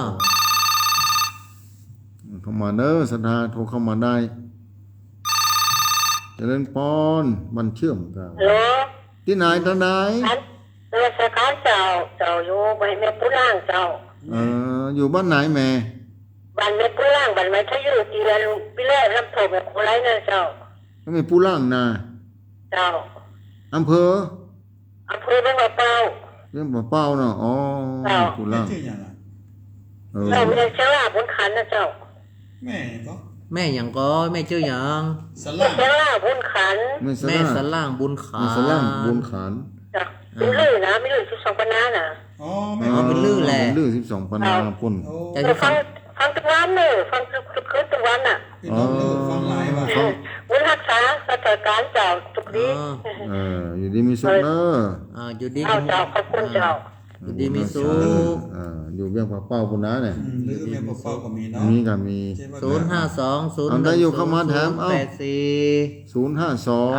เป็นสายสุดท้ายเนอะ 00084เข้ามาเลยเนอะศรัทธา กลายเป็นลูกเล่าควงหอมสุด เข้ามา ท้ายอย่างเงียบเซฟ ทั้งหมดได้วางสายนะ ทำได้ ได้ บ้างไหม แล้วแต่ไม่มีใครโทร โทร ไป มาอ โทร ยู่ แล้วเนาะขออนุญาตยกหู เดี๋ยว เนาะ เอาเข้ามา 0520100084เป็นสายสุดท้ายเนอะอย่างหายแชฟ ใจเย็นกับเพิ่น เพิ่นกำลังกดอยู่เนาะบางคนเพิ่นกดแบบนี้ เออ กดจ้ามือเพิ่นจ้ากับมีบางคนนะ โทรมาว่า ละกันไปแล้วก็บอกหู 052010084เข้ามาเนอะศรัทธาสาธุชนท่านผู้ฟังถ้าได้ใส่สุดท้ายเนี่ยเป็นฝ่ายที่ไหนฮะ เราใช้มาแล้ว สายสุดท้ายมาแล้ว คนที่โทรมาติดเนี่ยโทรเข้ามาเลย เจริญพร กับพระสาเจ้า ที่ไหนตั้ง หน้า นะ อ่อนหัวเปล่าเจ้า แม่ล่าอ่อนของเปาอำเภอจำตองเนี่ยแม่ล่าเฮ้ยโทรมาพ่องเนอกับนี่นะ ปิดท้ายรายการแล้ว ปิดท้า แล้ ยว จะได้ ราย ไป การ งานบุญที่นี่ว่า เนี่ยที่ต้าลุก ไป มา ไปที่น้องนะเจ้า อ๋อ ให้ขาบดี น่ะอนุโมทนา ข้าวบดี อนุโมทนาเอาเนอแม่เนอ เจ้าเป็นกระดูกทับเส้นเอวนี่แหละ เป็นเจ็บเอวแล้วลงขานี่ปวด ดูแลสุขภาพเอายามาตา เอาหมอมานวดเนอแม่เนอ เจ้า อยู่ดีมีสุขบุญรักษาเนอ กายภาพ หาย บำบั กั ด น ตั เด้ ว อ สาธุ รักษาสุขภาพเด้อท่านเด้อ สาธุเนอ ข้าวคนนี้ทั้งหมดทั้งมวลมีอยู่ สา สา ธุ ย ขออนุญาต สาย ย ที่ ก หนึ่ง หู แม่เลือนบ้านแสนต่อบางเหนือลำปางสายที่สองแม่ศรีกูลตำธุระบ้านหนองล่องอำเภอเมืองจังหวัดลำปางสายที่สามแม่ศรีทรบ้านแม่คลองอำเภอสัมปะตองจังหวัดเชียงใหม่สายที่สี่แม่น้อมบ้านเวียงหนองล่องอำเภอเวียงหนองล่องจังหวัดลำพูนสายที่ห้าแม่ก้องใจคำตำบลบ้านไหนอย่างบนบ้านแหงอำเภองาวจังหวัดลำปางสายที่หกแม่สายทองแม่อยู่ห้วยการบ้านโฮงลำปูนสายที่เจ็ดแม่ศรีพันธ์ อยู่บ้านห้องหลวงผมบ้านห้องจังหวัดลำพูนใส่ที่เป็นแม่สลัดแจ้ซ้อนแจ้ห่มลำปางใส่ที่เก้าแม่พ่อหนานประเสริฐบ้านนาแดงนาน้อยจังหวัดน่านใส่ที่สิบแม่สุดอีกอ่ะบ้านบวกอำเภอรีใส่ที่11แม่เอ้ยบุญมาแม่อยู่ได้แม่สลองแม่ฟ้าหลวงเชียงไฮ้ใส่ที่12แม่บุญบ้านศพเตี้ยจอมตองใส่ที่13แม่นาบ้านนากลางอำเภอรีจังหวัดลำพูนใส่ที่14ป้อหวันบ้านไร่อ้อยอำเภอแม่ใจจังหวัดพะเยาใส่ที่15ป้อหมวกบ้านป่าไผ่อำเภอรีจังหวัดลำพูนใส่ที่16แม่จีบ้านกลางอำเภอรีลำพูนใส่ที่17แม่บัวลอยสุขขออำเภอแม่สวยจังหวัดเชียงรายใส่ที่11แม่พิสมัยบ้านนางแลอำเภอเมืองจังหวัดลำปางใส่ที่19แม่สะร่างบ้านปูร่างอำเภอเวียงป่าเป้าจังหวัดเชียงรายใส่สุดท้ายแม่ล่าอ่อนขวางเปาจอมทองเชียงใหม่ครับผมหมดกัน10สาวสายวันนี้เนาะรายการเด้อท่านอาจารย์นะ ศรัทธาสาธุชนท่านผู้ฟังทุกท่านที่ติดตามฟังรายการค่ำคืนวันนี้เวลารายการธรรมะจากยอดดอยกันดีจากภาษาธรรมกันดีได้หมดลงไปแล้ววันอาทิตย์หน้าวันเวลาเดียวกันนี้ค่อยมาพบกันใหม่ประกาศบูรณกรรมวันที่11เด้อที่วัดปัตตังเจริญบางคนมาฟังใหม่ก็มีนะวันที่11นี่สืบชะตาเด้อสืบชะตาที่วัดปัตตังเจริญมีโครงการเด้อไผจะห้องวันที่11ประเพณีท่านพระครูกัลยาเพิ่นประกาศไผจะห้อมพระกันหนาวเพิ่นจะเอาไปบนดอยพ้นไม่หลงใต้วันที่28วันที่28นะเดือนมกราคมเดือนเนี้ยครับเดือนนี้วันที่28ถ้าไผจะมากับห่วมกันเนาะได้ถ้ามีผ้าห่มลายพื้นก็มาห่มกันที่ดูพี่น้องบนดอยเพิ่นหนาวครับผมเพราะฉะนั้นค่ำคืนวันนี้สามตนต้องขอนำรายการจันทผู้ฟังไปก่อนโดยมีท่านพระครูสถิตสารคุณวัดหนองผาขาวท่านพระครูกัลยาณประโมทวม่วนห้วยแก้วเก้ากับผมตมาภาพพระวรรณชัยชยานันโทวัดพุทธศรีคีรีตำบลบ้านแป้อำเภอจำตองจังหวัดเชียงใหม่ขอนำรายการนี้จัดท่านผู้ฟังไปก่อนอาทิตย์หน้าวันเวลาเดียวกันนี้ก็พบกันบุญใดกุศลใดที่คณะศรัทธาสั่งสมมาดีแล้วประกอบโดยในวันนี้ขอญาติโยมศรัทธาสาธุชนท่านผู้ฟังให้เจริญโดยอายุวันนะสุขภาละคืออยู่ดีมีสุขอายุมันยืนยาวสุขภาพแข็งแรงแต่มีอายุมันยืนไปตนาได้ไว้สาพระแก้วเจ้าตังสัมปการไปใจบุญกุศลนี้จงปาไปคณะฤศรัทธาได้มีสติและปัญญาเข้าใจสัจธรรมของพระสัมมาสัมพุทธเจ้าได้คำวัตตาสงสารในนาคตการจนถึงที่สุดนั่นจงจับมีอายุวันโนสุขังพระลาสาธุ